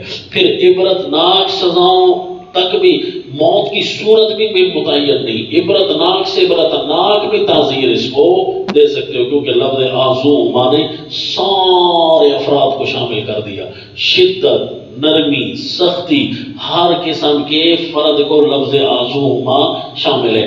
اس لیے جو عادی مجرم ہے نا ان کو پہاڑ سے بھی نیچے دھکا دے کر مارا گیا ہے، عبرت یا سب سے اونچی جو بلڈنگ ہے وہاں سے دھکا دے کر نیچے مارا گیا ہے۔ اور اذیت کے جتنے اللہ کا قاعدہ ہے نا، اذیت کے دائرہ کار، اس دائرے کو ہم نے محدود نہیں کرنا۔ ہاں اگر توبہ کر لیں تو پھر اللہ تو بھی رجوع کرنے والا، توابن کا معنی رجوع کرنے والا بھی ہوتا ہے، توبہ قبول کرنے والا بھی ہے، رحیمن، اللہ خصوصی رحمت کرنے والا بھی ہے۔ انما التوبۃ علی اللہ، یہ بدکار اس کے علاوہ بھی کوئی اگر برا کام کرتے ہیں لوگوں تو اللہ نے توبہ اپنے ذمہ لگا رکھی ہے۔ بجہالت، جو کام کر بیٹھتے ہیں اپنے انجام سے ناواقف ہو کر، جس وقت کام کر رہے ہوتے ہیں اس وقت اپنے انجام سے ناواقف ہوتے ہیں، جہالت کا یہ معنی ہے۔ حماقت اس لیے اس کی تعبیر کرتے ہیں حماقت سے، کیونکہ انجام سے یہ ناواقف ہوتے ہیں، اس لیے گناہ۔ اور اگر بندے کے سامنے گناہ کرتے ہوئے انجام سامنے ہو تو گناہ کرے گا، وہ سیدھا ہی کام نہیں لگ جائے گا۔ ثم یتوبون من قریب، پھر وہ فوراً توبہ کرتے ہیں، فاولئک یتوب اللہ علیہم، تو اللہ ان کی توبہ بھی قبول کرتا ہے، معاف کرتا ہے۔ وکان اللہ علیما، اللہ خوب جاننے والا ہے کون کیسے توبہ کر رہا ہے، حکیماً، حکمتوں والا ہے کہ کس کی توبہ کیسے قبول کرنی ہے۔ ولیست التوبۃ للذین یعملون السیئات، اور ان کی کوئی توبہ نہیں ہے جو اتنے برے کام کرتے ہیں حتیٰ کہ موت سامنے آتی ہے تو پتہ چلتا ہے ہم دنیا میں کیوں آئے تھے۔ پہلے تو سارے بدماشیوں میں، لہو لعب میں، گندگیوں میں پڑے رہے، پتہ ہی نہیں تھا زندگی کس کے لیے تھی، ہمیں موت آئی نا تو سارا دماغ اپنی جگہ پر آ گیا۔ تو اب کہتے ہیں انی تبت الآن، اللہ میں اب توبہ کرتا ہوں، اب تو زندگی کا صفحہ ختم ہو چکا ہے، اب تو اعمال لکھنے کی جگہ ہی نہیں بچی، اب لہذا تیری توبہ نہیں ہے، لیست توبہ۔ یہاں تو فرعون نے بھی توبہ کر لی تھی، وَلَلَّذِينَ يَمُوتُونَ وَهُمْ كُفَّارٌ، اور نہ ایسوں کی توبہ ہے جو حالات کفر میں مر جاتے ہیں، أُولَٰئِكَ أَعْتَدْنَا لَهُمْ عَذَابًا أَلِيمًا، ان کے لیے توبہ نہیں، ان کے لیے تو دردناک عذاب تیار ہے۔ اور جی یہ ہو گئی تحدید الحقوق، تو پہلا قانون ختم ہوا، حقوق و اموال الیتامہ، اس کے اندر مثبت، منفی اور بیان کر کے تشریح بیان کی۔ تشریح کی دو شکیں تھیں، تعیین الحقوق اور تحدید الحقوق، یہ پورا ایک قانون ختم ہوا۔ وما علینا الا البلاغ۔